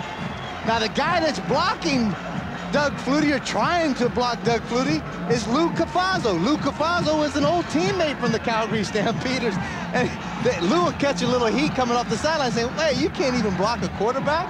But the main thing defensively, once you come up with a big pick, go find the quarterback, see if you can put him on his back. Well, the fans are very much enjoying this one. Tell you what, the Tiger Cats have provided some entertaining afternoons of football in recent weeks, and that's the case again this afternoon against the top-ranked team in the Canadian Football League. Here's Pee Wee Smith, and he's cut down. Great play by Eric Carter, who's been a force on specialty teams today, holding the return to just 12 yards. Special teams, yeah, special teams are just nothing but heart and determination. You don't have to think too much. You don't have to read too much. All you have to do is run and hustle, and that guy just did an excellent job of making a great open field tackle. Let's quickly join Mark Lee. Chris, Doug Flutie is staying in this football game, but Calgary therapist Pat Clayton told me he did aggravate that injured left foot. It happened in the sack he took on that last series when the Ticats were penalized. Somebody in that pileup wrenched on his leg. That's football, I guess. 8 straight incompletions, that's a rarity. But that string is over with the completion to Tony Stewart out of the backfield. O'Shea and Smith combining on the tackle. But you could see in the last series, even before the interception, that Flutie's not throwing the ball with the same authority he started the game. It's almost like it was last week when he was against Ottawa. You could see him hobbling around back there a bit. And if that is the case, maybe this Hamilton defense is kind of smelling the blood a bit, and they could be some sharks in a feeding frenzy and to get after Doug Flutie. 2nd and 3. Here comes the rush over the middle. Wilmore hung on and almost sprung loose. Tackle by Odegaard at the 40, and it is enough for the first down. Here's the catch-22 situation. If you decide to get after a guy like Doug Flutie and blitz him and put a lot of pressure on, then you've got to play one-on-one coverage in the back end. And these receivers are so apt at getting open and being able to beat that kind of coverage. Tough defense to work against. They lead even Calgary in 8 defensive categories on the season. First down. Flutie gets that one away, and it's again Wilmore up at the 50. Catching the ball in front of Wiseman, and Doug Flutie again slow to get up. And he bailed quickly after delivering that ball because he could feel the pressure coming. Flutie reminds me of a guy like Wayne Gretzky on the ice. He's got such great peripheral vision, and you're not really going to get a good solid shot on him. Wilmore comes down, he's inside. Now we're going to take a look at the hit right at the last minute. As you see, Doug's just bailing out. He can sense that Jason Simmons coming up the middle, getting scot-free. And Doug, during the course of this time, taking the opportunity to get on the knee, talk to Doug Davies just a bit.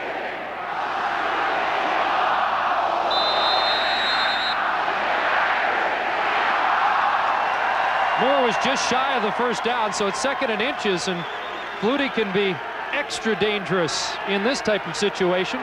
Let's see if he uses it as a free down. No, hands off to Stewart. First down. Marcus Cotton hanging on. Stewart carried him for a couple extra. But it's a first down for Calgary. 8 minutes, 40 seconds to go. 3rd quarter, and the Hamilton Tiger Cats with a 2-point lead. Big Marcus Cotton, just his 2nd game. A couple of years in Atlanta.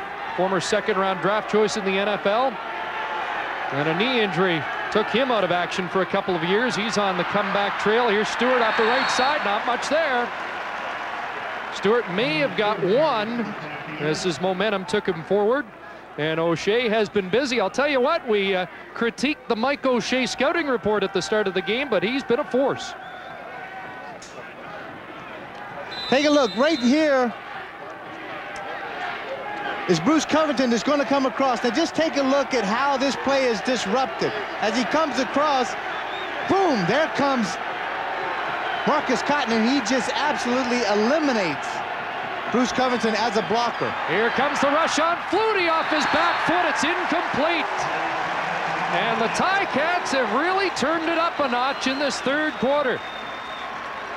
Don Odegaard on the blitz. And this Hamilton crowd loves their defense. He's throwing, you could just see how well he's throwing the ball back. He's leaning back, he's off balance, he's throwing it as he's going down on the ground. There's no speed on it, there's no zip on it whatsoever. And that left leg of his and ankle is really presenting some problems now. Martino's punt, and it's Adrian Smith, and he almost escaped that initial surge and is down to around the 20 after a 38-yard punt. We'll be right back to Ivor Wynn. Treatment from trainer Pat Clayton. Pat Clayton talking to Doug Flutie right now to see if he can continue in this football game. Wally Buono just a few moments ago talked with Doug, and he is not decided yet whether to put Flutie back in to risk more serious injury to that left foot in a game that really doesn't mean that much to the Stampeders. Hamilton taking over near their own 20-yard line. Fake to Barnes. Slack will keep. And Slack can't get outside. Nice defensive play by Junior Thurman that time, and he's pushed out of bounds by Matt Finley. Short gain for Reggie Slack.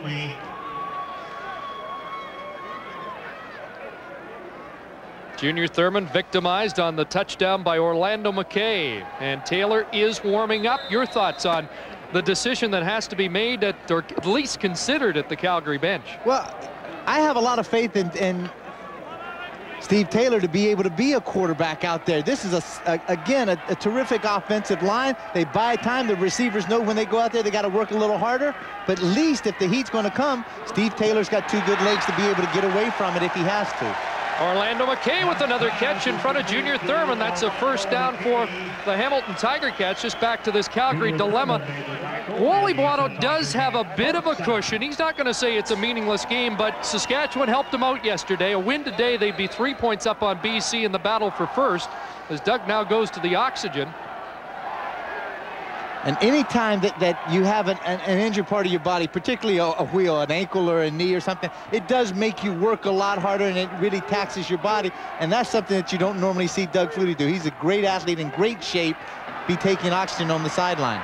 Here's Slack showing his scrambling ability. That's a great play by Reggie Slack, and another first down.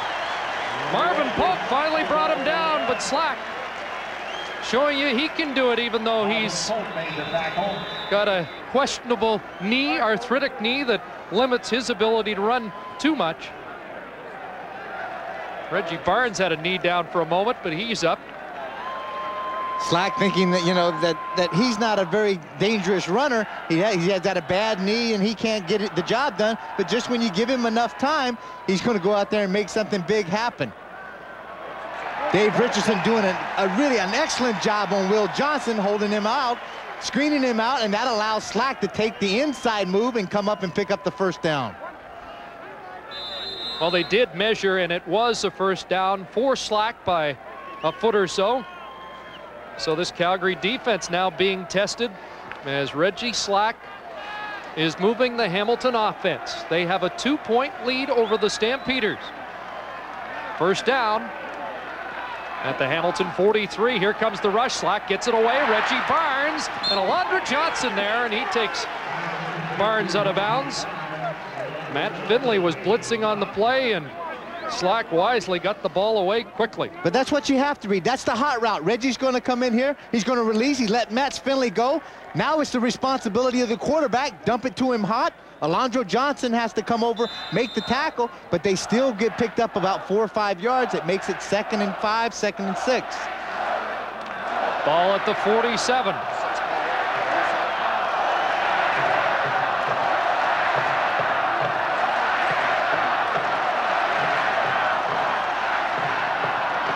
Slack, pressure on, lost the football, and the Ticats get back on it. Brad Elberg, the fullback, got back on the ball after Kenny Walker knocked it loose. Brad Elberg recovers Slack's fumble. This Hamilton offense just kind of goes to the well one too many times. That deep ball's not going to be there, and there's going to be a lot of heat coming in your face. Kenny Walker does an excellent job of coming from the backside, stripping this ball when Reggie Slack has no sense of where he is as far as where Kenny Walker is. Gets the hand on it. Fortunately for the Hamilton Tiger Cats, they're able to recover it and keep it in their possession. Third down, and Osbaldiston gets set to kick into the breeze. And this will be a different scenario than a week ago. Hamilton will have the wind in the fourth quarter this week. Wind holds that one up, and now Wiggins over the 45-50. Brian Wiggins running to daylight, but a flag's down. Brian Wiggins going all the way, but this one we believe is coming all the way back. There's a penalty marker down. 79 yards on the return. Let's get the flag. Chris, I think we're going to have either an illegal block or holding against number 95, Mark Pierce. And Osbaldiston slow to get up. Oz tried to tackle Brian Wiggins, and that time illegal block. Calgary number 95. First down. We got it, Kep. Mark Pierce. So that brings it back. No touchdown, and when we come back, Steve Taylor will be at quarterback for Calgary. Great day for football at Ivor Wynne Stadium in Hamilton, and an intriguing plot developing here with the Tiger Cats up by 2 late in the third quarter, and Steve Taylor on in relief of a battered Doug Flutie. What does Steve Taylor bring to the mix? Well, he brings everything I think that Doug Flutie has. He's got great mobility, he's got a solid arm, but I think what it's going to constitute is receivers have to run more precise routes. The freelance has been eliminated, I believe. Here's Taylor's first throw of the game, and Alan Pitts can't hang on. Incomplete. Don Odegaard been fired up this afternoon in coverage for Hamilton. And this is where the responsibility and the challenge comes to everybody else on that offensive team around Steve Taylor. Offensive lines have to make a little better block. They have to hold a little extra second. And guys like this, Alan Pitts, have to make the catches when they're right there in your hands. 5th year in the league for Steve Taylor. He could be a starter on many teams in the Canadian Football League. Trying to prove he's better than just a practice player. 2nd and 10, heat on, and Taylor goes down. Tim Cofield has the sack. It's number 15 on the year for the ex-Stampeder. Credit the back end of the Hamilton defense. The secondary did a terrific job of coverage. For Steve Taylor to have to pull the ball down. Philbrick's getting a good push and getting that big cast up front, up the field, and then that allows Tim Cofield to come in from the backside and make the sack. Good coverage again, as I said, downfield, forced him to have to pull it down, and when he did pull it down, there's no place to go. This defense can chase you down. On 3rd down, Martino. Line drive kick, and it's Satilny. Run down at the 46, but a flag. Pee-wee Smith with the tackle, may have got a piece of face mask. Pee-wee says no. But this one is going against Calgary, so all the momentum right now in favor of Hamilton. Some of those breaks that were happening for Calgary earlier. Face mask. Calgary number 86. 15 yards, first down. When Calgary would get an unnecessary roughness call against Hamilton, continue the drive, keep it going. Now that big the momentum has switched over to Hamilton now. They have an opportunity. They're getting to line up on a short field. They have good success, and this is a team that smells the ability to make something big happen. The hand comes up on the right-hand side of the helmet. You can't really see a grab by the face mask. First down, flip inside to Barnes, loose football, and Calgary, well, let's see, no, Hamilton gets back on the ball. Boy, everybody in that front for Calgary had a shot at it. Now there's a few shots being taken between Greg Knox of Calgary and it looks like Paul Bushy, and it was Bushy who came up with the football. Well, that's another big break for the Tiger Cats. Most have been going against them in the last few weeks, but they appear to be getting some bounces today. Very sloppy handoff, and then a real lackadaisical play as far as getting after them. This is a shuttle pass, and if it's inside, that is considered a forward pass, so it should be ruled incomplete. That's the call. I'm thinking that is going to be the call. That's a shovel pass inside. And that's what it has been ruled as. Kip, we're going to have to get you one of those nice striped jerseys. No, thank you. I know from personal experience, I don't look good in stripes. 2nd and 10. Slack going deep. He's got Whitfield open, and Earl's got it again. Inside the 10. Flag down back at the line of scrimmage. And another big play is going to be negated. This is going against Hamilton. Bring it back, holding against Hamilton. This has been a position that Douglas Kraft has been in most of the evening against Earl Winfield. The afternoon, I should say. Chasing him from behind. It would have been a 41-yard gain for the Tiger Cats.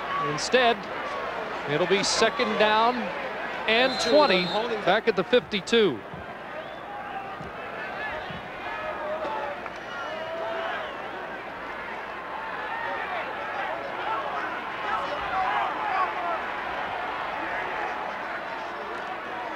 Draw play to Reggie Barnes, and he's got a big hole. Reggie Barnes cut by Alondra Johnson at the Calgary 40. He's a couple of yards shy of the first down. Reggie Barnes with an 18-yard pickup. And now the crowd chanting go as they encourage Don Southern to gamble on third down. Good lead draw this time. Reggie Barnes runs right through to the safety. The first guy to make contact is Greg Knox. It's the first time Reggie's really got untracked on the ground today. He's up to 10 carries, 35 yards. And it's third, and this is a long 2, and it looks like the fans are going to get their way. They are going against the wind and out of field goal range, so. Let's see if Reggie Slack does things that something like keep the ball himself. Going to Barnes, and he's going to be stopped. Great initial surge by Alondra Johnson, and the Stampeders come up with a huge defensive play. When you've got one guy in the backfield, that's Reggie Barnes, and he's lined up in the fullback position right behind the quarterback, the defense is just going to key on him. So then the whole surge, as soon as he makes a move, and Reggie Slacks counters out and hands the ball off, everybody is pursuing to Reggie Barnes. That would have been a perfect time for Reggie Slack, fake the handoff and come out with the naked bootleg all by himself. He would have still been running right through the Hamilton locker room. Well, the field goal really wasn't an option from 47 yards out with the wind at Osbaldison's face, especially with a sore leg. And now on first down, Tony Stewart stopped up at the line of scrimmage. Boy, Michael Philbrick's having an afternoon. So is Mike O'Shea in on the tackle. This defense is playing with a lot of determination now and confidence, in the sense of, if we can get the ball back as many times as we can into Reggie Slack's hand, sooner or later he is going to make something big happen. So let's stop these guys, 2 and out, make them punt, and then get it back again. Osbaldiston on the sidelines, not sure about his status right now after a leg injury. Here's Taylor running away from trouble. Steve Taylor up the sidelines, out of bounds. Gary Wilkerson with the final hit, and he stopped Taylor from getting to the first down stick. They're going to mark it at the 47, and that's well shy of the first down. It'll be 3rd and 3. 28 seconds left, third quarter. Another big hand for the Hamilton defense. They have blanked the Stamps in the third quarter. I can remember coming through here on a tour in training camp and seeing this defense and being thoroughly impressed with the athletes that they had out there. Unfortunately, at the beginning part of this season, that defense was on the field for so much of the time, they didn't have a chance to rest very much. Tony took the punt, and he's out of bounds at the 33-yard line. 34-yard punt, not a great one by Martino. 12 seconds to go here in the third quarter.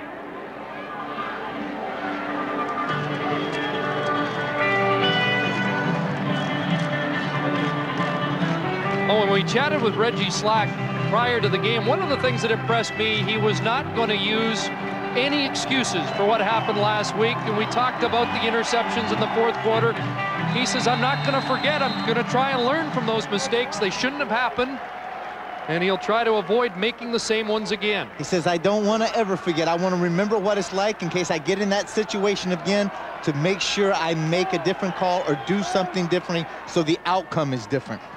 Should be the last play of the third quarter, but a flag does go down, and so does Slack back at the line of scrimmage. Kenny Walker on the tackle, penalty marker down. They were going to have holding again against the Hamilton Ticats. And they've had their hands full with that front four this afternoon.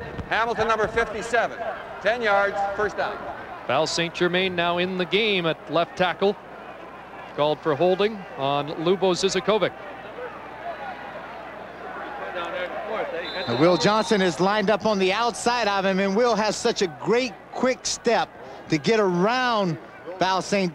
Germain, and that's the thing that really has to worry these guys, the speed of these two defensive ends. When they get by you, those guys have been noted that they will grab the cloth, and he got caught, Val St. Germain. 1st and 20, and the give to Barnes, and the ball pops loose. Barnes, the ball carrier. And Calgary says they've got it.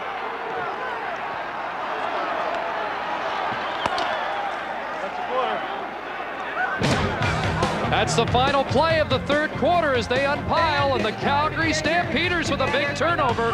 They'll be on offense when we start the fourth.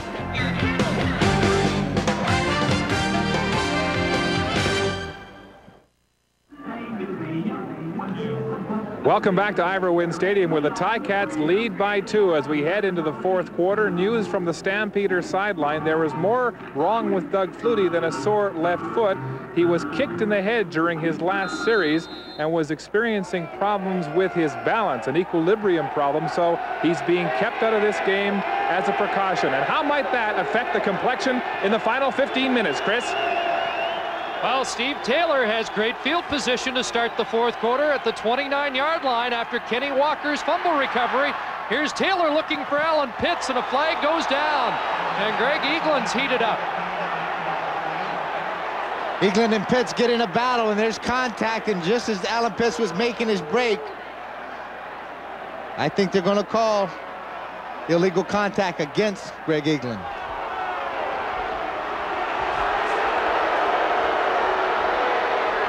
Comes down the field, he's going to break to the corner. Now he's going to take the swim move. Hamilton, number 13, first down. And as soon as he makes the swim moves and gets to the outside, Greg Eaglin takes his left arm and kind of wraps around the waist, and he's called right then. So it's a first down inside the 10.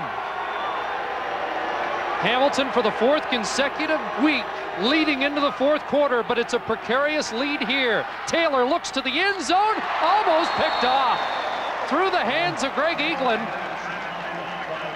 Well, that would have been sweet redemption after the pass interference call, but Eaglin couldn't squeeze it.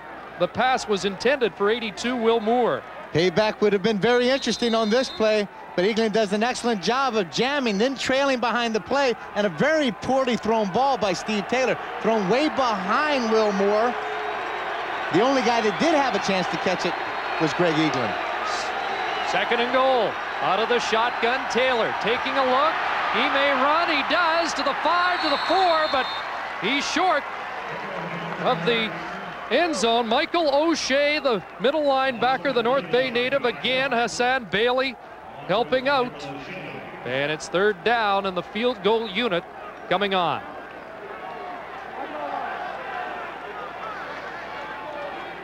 Hamilton defense doing a very disciplined job that time, staying back in coverage, forcing Steve Taylor to tuck the ball down once he crossed the line of scrimmage, then they come up on the pursuit, made the tackle short of the goal line, and put Calgary in this field goal opportunity. Well, it's Vince Danielson now holding for McLaughlin with Flutie out of the game. Let's see if that affects things. Danielson putting it down, and McLaughlin no trouble. So the Calgary Stampeders back in front, 13:31 to go. We've got a one-point game at Ivor Wynne. Couple of Nebraska Cornhuskers playing key roles for Calgary right now. That's Kenny Walker, former Nebraska star, who came up with a fumble recovery earlier to set up the 3 points for Calgary.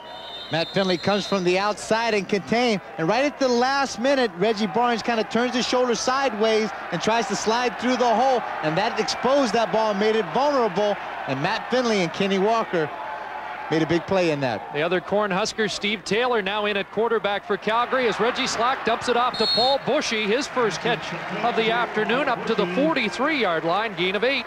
Alondra Johnson with the tackle. These are the kind of things that you're going to need to do. Dump this ball off a little bit. Make this Calgary defense respect the short game somewhat. Run the ball. Then if you're going to take the ball downtown, you're setting yourself up for some little play action, and you're going to have a much higher percentage of making that big play. Mark the ball just outside the 41, so it's second and close to 4. Here's Barnes out of the backfield, and a great tackle there by Marvin Pope, and this is going to be another decision for Don Southern because Barnes is, well, he got a good spot and should have the first down. Looked like he was going to be a foot or so shy, but they have given him just the 45-yard line. I'll give it 4 or 5 inches shy. Well, it should be a first down. The ball was at the 35 after the field goal. We'll find out how straight the lines are here. Well, maybe they're out an inch or two. Don't mess around with these old linebackers. You lose hearing, you make up for it with eyesight now. That's it. But take a look. It's the hot read again that we've seen earlier in this game. Reggie Slacks knows that the heat's going to be on him quickly. It's his responsibility to dump the ball off.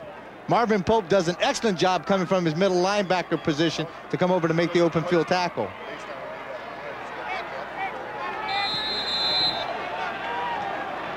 Well, third, and as Mr. Kepley said, inches. Now Reggie Slacks in out. Stay on side. Don't anybody jump. Make sure we go on the snap count. And Slack will have it.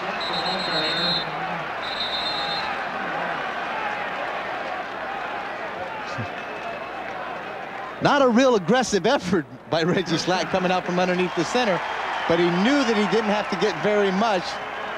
And the main thing is, he did get what he needed. But another gritty effort this afternoon by the Tiger Cats. In the midst of this tussle, you forget that one team's 12-2 and the other is 3-11. The Tiger Cats down by 1 here, early fourth quarter. They've given the Stampeders all they can handle and more, and have the wind in this fourth quarter. Pressure on. Ball dumped off to Barnes. Finley is blocked out of the play, and Barnes over midfield.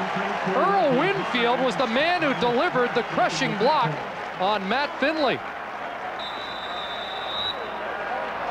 Shows you some of the attitude and the conviction that these players have. A guy like Earl Winfield comes from the wide out. Those guys aren't really truly known for their blocking abilities. But here is an opportunity. The hot read again. Reggie Slacks dumps it off to him. Had this block not been made on Matt Finley, the ball would have been stopped way short of the first down marker. It at least allowed him to pick up another 4 or 5 yards. Not much. Didn't knock him down, but it disrupted him, and it allowed Reggie Barnes to get to the outside and pick up an additional 3 or 4 yards. Barnes comes up about a foot short. Earl Winfield injured ribs last week, and he may be feeling the effects, but boy, when you see the star players sell out like that, it's got to be a big lift to everybody. It really would. It would be too easy for a guy like Earl Winfield. He's just running his route to clear out that, just to keep running, to stay downfield, to not come back and try to help out. But when you can see a veteran like that coming back and making that effort, sacrificing his body somewhat, everybody else rises up to that challenge and hopefully to that level also. Second and less than a foot, and again, Slack will keep and get the first down. Little better surge off the ball off that quarterback sneak than the last time. You wonder how many times Reggie Slack replayed the events of last week and those of the game in Toronto 2 weeks ago over the course of the last few days. He has been sharp in this second half. Take a look at that. 13 out of the last 15 passes. But he's been very patient with his passes. He's been very methodical about his play selection. Had one long one to Winfield, called back, going to Winfield again! And it's just out of his outstretched arms, and fans thought there should have been a penalty there. There was some jostling going down, and Reggie Slack saying you called it at one end, why not at the other? Earl's trying to buy him something himself here, but take a look. The contact's right at the line of scrimmage, a little bit of grab. Now watch Earl's left hand. He's doing a little pushing in the chest of Douglas Kraft.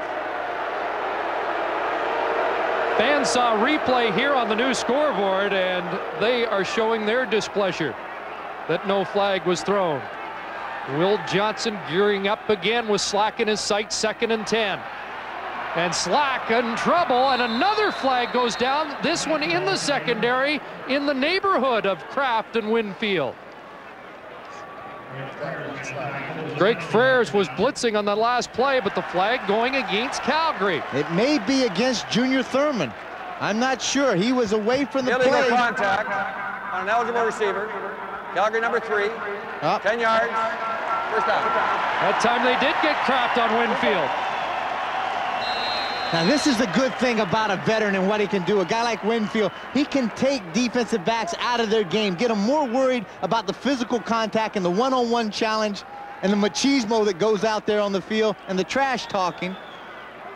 And this time he makes a good swim move, gets inside, and Kraft just grabs him by the waist and holds on to the cloth. It's first down at the 43 of Calgary. Slack to Winfield, and he'll just roll out of bounds. That's Earl Winfield's 5th catch of the game, and it will push him over 1,000 yards for the season. He came in needing 102 yards for 1,000. He has 105.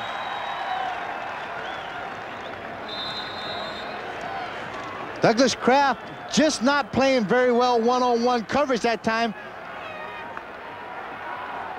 Gets turned inside, and he's unable to make a quick enough break and explosion toward the ball before it's thrown and before Earl Winfield has made that reception. Hamilton threatening first down. Slack gets away from Marvin Pope, looking deep, looking for Winfield. Touchdown! Flag down. Offensive pass interference. Well, they've been battling throughout this series, Kraft and Winfield, and that time it was Winfield on Kraft.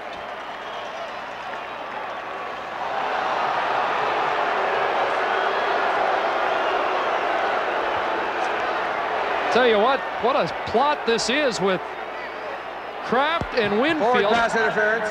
Hamilton number 1, 10 yards. First down repeated. They're going to go 15 rounds in the last 15 minutes, these two guys. Let's watch it all the way down. In the back end, Reggie Slack makes an excellent job to get away from some heat. The ball's thrown up in the air. It's a jump ball, but watch the left arm. Push just a little bit, not much, but just enough to disrupt Douglas Kraft. And Reggie Slack pays a bit of the penalty and the price for hanging in there and trying to make that throw and that completion. Here's a surprise. The Ticat fans didn't agree with the call when they showed that replay again. Here's Slack keeping it and throwing. He's got Kelvin Meads open, and what a play. Great defensive play by Greg Knox, the safety, coming out of nowhere to take a touchdown away from Means. Well, Wally Buono has been talking about Knox's outstanding year, and he gives you another example. Some razzle-dazzle in the back end. They fake that inside shovel pass, fake the reverse, and all of a sudden then Means is just running right down to the post corner all by himself. But Greg Knox, with great explosion and break on the ball, is able to get over and knock the ball down. 2nd and 20 at the 41. Give to Elberg. Brad Elberg broke a tackle down to the 36. And that helps get it a little closer for Osbaldiston with 8:09 to go. Here's Markley. Well, Chris, the status of Osbaldiston's kicking leg looms large here now. He aggravated a chronic knee injury when he jammed his leg into the turf trying to cover that punt return in the 3rd quarter. I asked him how it affected his range. He says it's not as strong as it normally is. I said, could you kick one inside the 50? He said, I don't know. He's 27 of 29 inside the 40 this year, but outside just 9 for 16. This from the 43. He's got the distance. He's got the field goal. And Hamilton has the lead. 7:49 left. Marvelous afternoon at Iverwin Stadium in Hamilton, and a fun football game, and we're in for a great finish. The Tiger Cats lead by 2. It's their first points in the 4th quarter in the last 3 games. They had been outscored 46-0 in the 4th quarter. He's back. Yes, he is. Number 20, Flutie, and he gets it to Stewart. Close to a first down. Bobby Dawson with the tackle, but Doug Flutie was down, but certainly not out. Just a little breather, then he comes out and starts taking advantage and picking and diming these guys to death again. Haven't seen Tony Stewart very much out of the backfield, and maybe this is something that he's going to try to rely on a bit to take advantage against this Hamilton defense. 255 yards for Flutie. Here's Stewart on 2nd and a yard, and he got it, but not a whole lot more.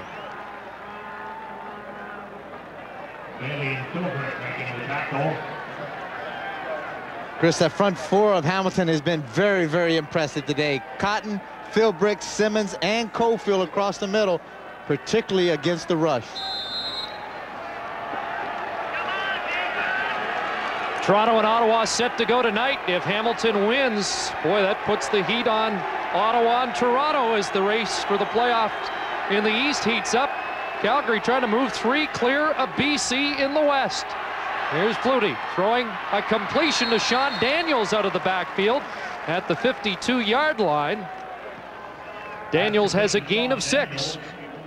Bobby Dawson again, the tackler for Hamilton. 2nd and 4, Stampeders.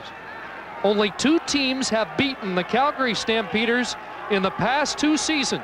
The Edmonton Eskimos and the Saskatchewan Roughriders.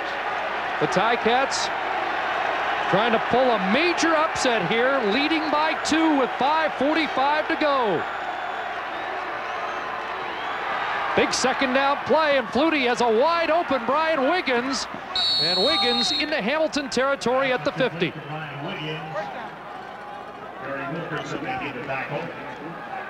Three receivers to the wide side of the field. Doug Flutie just sprints out to the short side. It's a one-on-one coverage.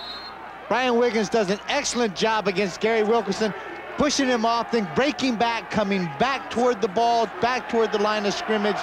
It gives Doug Flutie plenty of room to complete that pass with. And that put him over the top. He's now ahead of Peter Lisk on the all-time Stampeder record list. Here's Flutie again, adding to his totals, and Alan Pitts, who we haven't heard from in the second half. Pitts with a big catch, O'Shea downing him at the 36. But the Stamps on the move. Well, a legendary figure in Calgary, Peter Lisk, and he has been eclipsed by Doug Flutie. Now the #1 man all time in Calgary, and Alan Pitts with his first catch of the second half to help add to Flutie's totals. Right now it's the game that Flutie is concentrating on. Stewart pulled down. That's O'Shea again. Tell you what, the kid from North Bay can play at middle linebacker.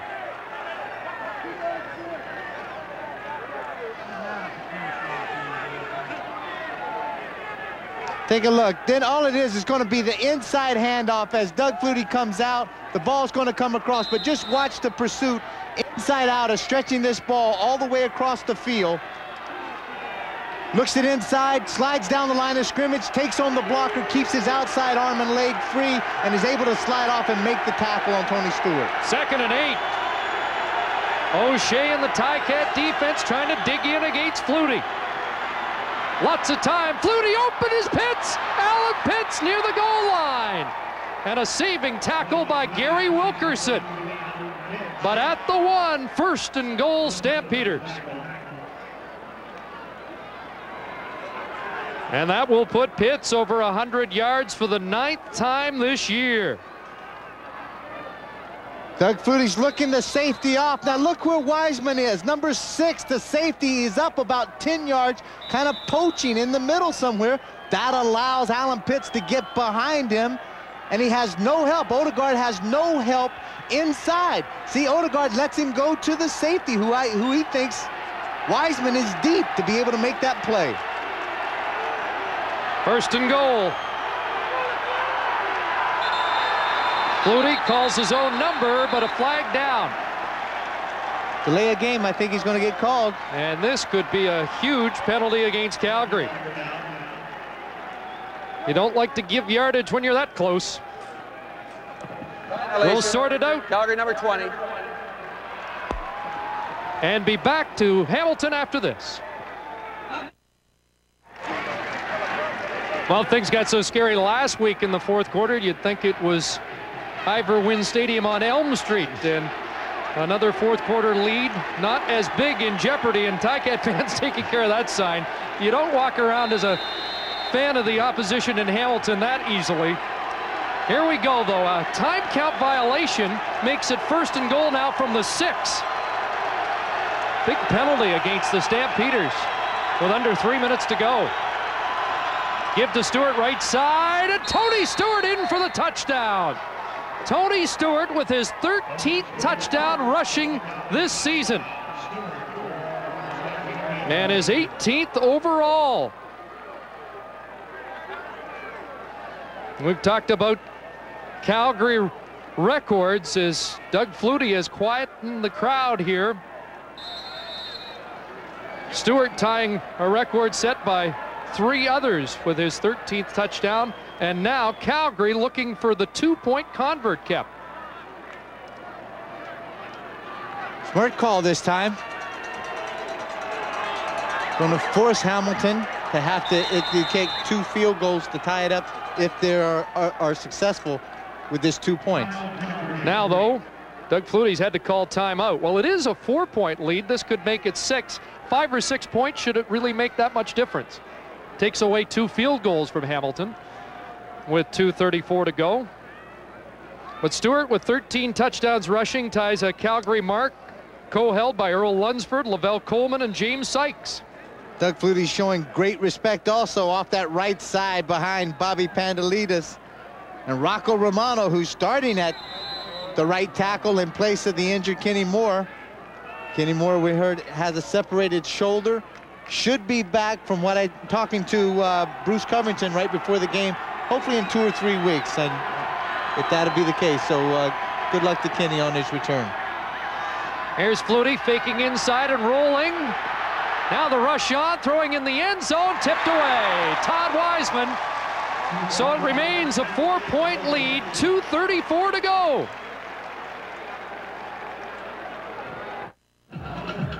Welcome back to Ivor Wynne Stadium, where it's still anybody's ball game. Calgary in front by 4 with 2:34 to play. Out of town in Edmonton this afternoon, the Eskimos have taken a 10-3 lead over Baltimore after the first quarter. Eddie Brown, shades of last weekend here in Hamilton, with a 92-yard punt return for a touchdown for the Eskimos. Chris? Boy, Gizmo's hurt, and they still get that great explosive punt return production from Eddie Brown. Here's Kelvin Means. He'd love to do the same on this kickoff. And Means over the 40, out to the 43, so pretty good field position. 2:26 left. And Reggie Slack now down by 4. There's the scoring drive for the Stampeders. And how about Doug Flutie? He shakes the cobwebs off. 5 for 5, 60 yards in the drive. And Stewart captain.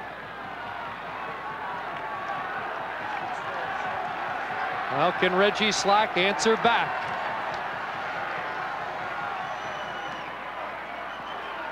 First down throw to Barnes, trying to get outside, breaks 1 tackle, down at the 50. Pickup of close to 6, Junior Thurman with the tackle on Barnes.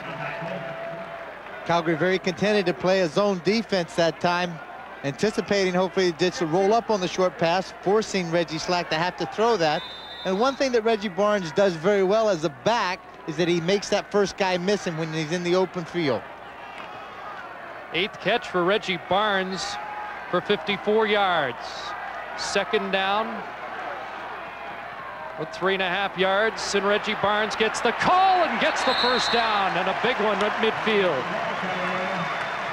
Alondra Johnson wraps him up.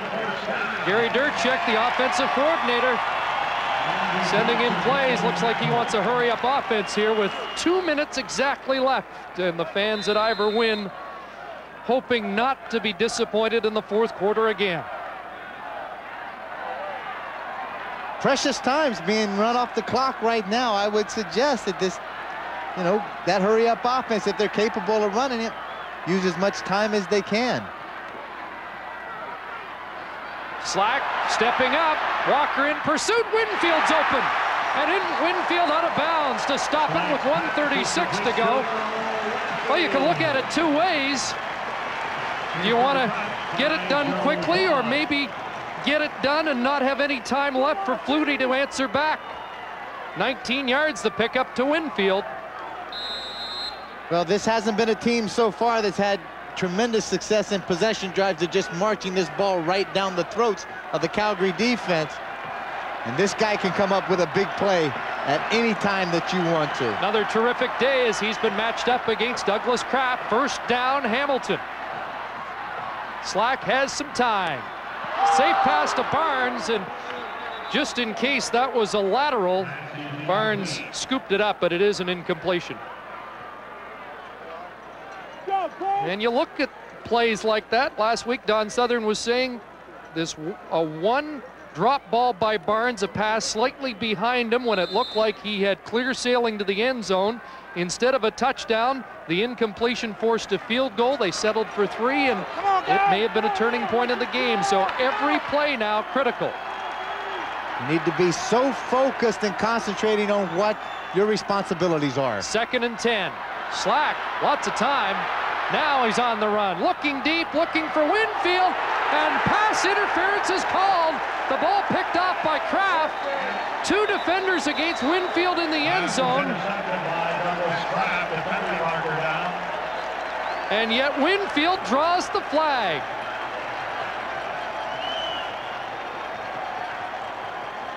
Wow.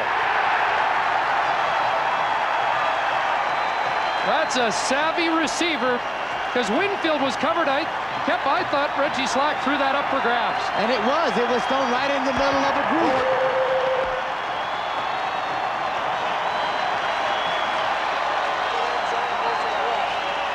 Pass interference against Freres in the end zone means it's 1st and goal at the 1. There's the contact short of it between Freres and also Douglas. Now they're both out there. Freres is the only guy that has the hand on him. And Earl Winfield, the wily veteran, draws the penalty in the end zone, makes it 1st and goal on the 1. 1:17 left.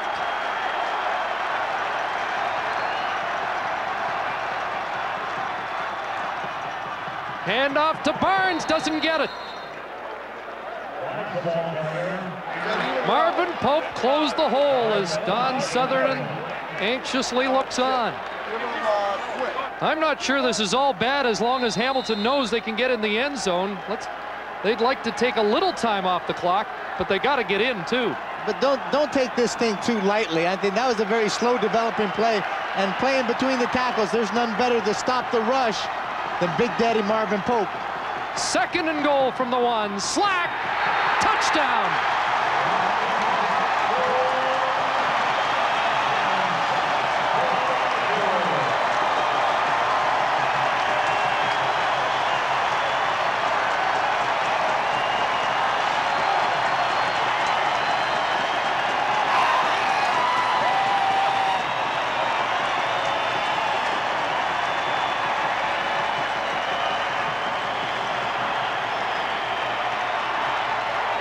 A lot of celebration taking place, Chris, mostly in the stands, some on the sidelines. But I'm going to tell you what, there's 53 seconds left. If Osbaldiston is successful in completing this convert, it makes it 27-24. And number 20, Doug Houdini Flutie, can make a lot of things happen. Absolutely, but now that 2-point convert that was missed is looking huge. If Calgary had kicked the 1 point, they could win with the field goal. Now they need 3 just to tie. Well, the fans whooping it up here, but they don't have to be reminded. They know what Doug Flutie can do. And as you're going that way, making those thoughts, you're thinking positive. You're thinking in an offensive situation, in an aggressive situation, that you're not going to be in a catch-up situation as you are right now. Real good surge off in front. Harley Douglas, Sanderson, all those guys in the front, get off the ball, make a little path. And Reggie Slack's all of 220 pounds, creates some momentum. And Slack says, here folks, here's a souvenir, thanks for the day. Slack and company 53 seconds away from finally getting that huge piano off their back. Brian Wiggins stopped at the 35. 48 seconds left. Hassan Bailey, one of the first downfield. Chris, Doug Flutie doesn't need to make too many yards to get into field goal range. Mark McLaughlin's longest kick has been 51 yards. The good thing for Hamilton, the bad thing for Calgary is that they are going into the win.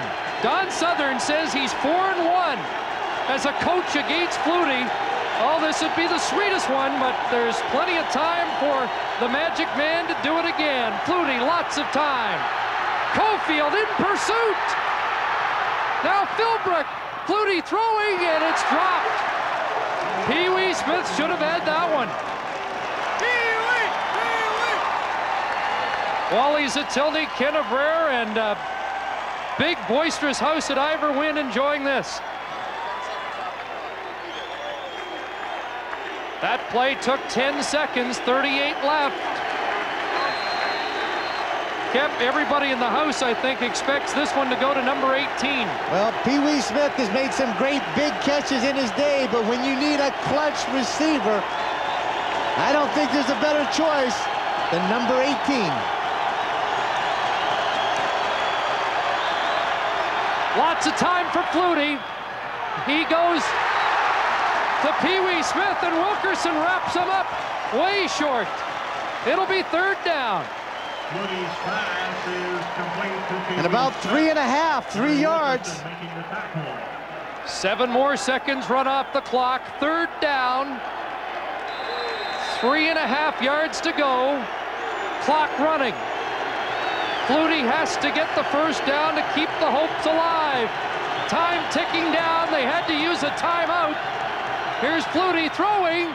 It's complete, and they are very close to a 1st down. I think Moore has it. But I'm going back to that convert because they also needed to use a timeout, and that would have been a valuable one for Wally Buono now because the clock's running. 12 seconds to go. 1st down, Calgary. Flutie has lots of time, but he's using lots of time. Now throwing deep, and he's got a wide open receiver. What a catch by Pee Wee Smith, but time run out. Time run out, and Hamilton's won.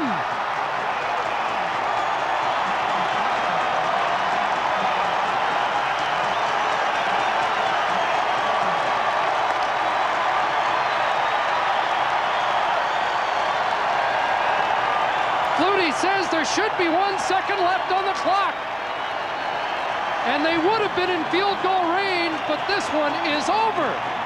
And the Hamilton Tiger Cats have turned the biggest of upsets. Great performance this afternoon. A young team rising up to the challenge against the Goliath in the CFL. And it performed extremely well. Doug Flutie being injured to some extent, but came back in, and when he comes back in, that tells you that he's good enough to play, and Hamilton today was good enough to win. And finally, the heartbreak of the 4th quarter for the Hamilton Tiger Cats has been put to rest. Don Southern's team has finally tasted victory. Let's go down and join Mark Lee. Don, congratulations, Don. Fantastic comeback. He said yesterday that the last 2 weeks have been holy hell around here with the 2 collapses. What does this feel like? Well, listen, those guys played their heads off. They've been playing their heads off for 3 or 4 weeks, and we finally learned how to win a ball game. This is a pretty good football team you got here. Not bad. We're going to get better, and I'm telling you, we're coming on. Believe me. What was the difference this time? The last 2 weeks you said you have a young football team, and they just fell apart. I saw you working the bench down there in the final 5 minutes. What was different? I'll tell you what. They saw victory in their grasp, and they were not going to let it go this time. You know something? You got to crawl before you can walk, and we're walking right now. Fantastic, Don. I'll let you celebrate with your team. Thanks again. Don Southern with a big comeback. And the Tiger Cats defeat the league-leading Stampeders 27-24. We'll be back to Ivor Wynn right after this.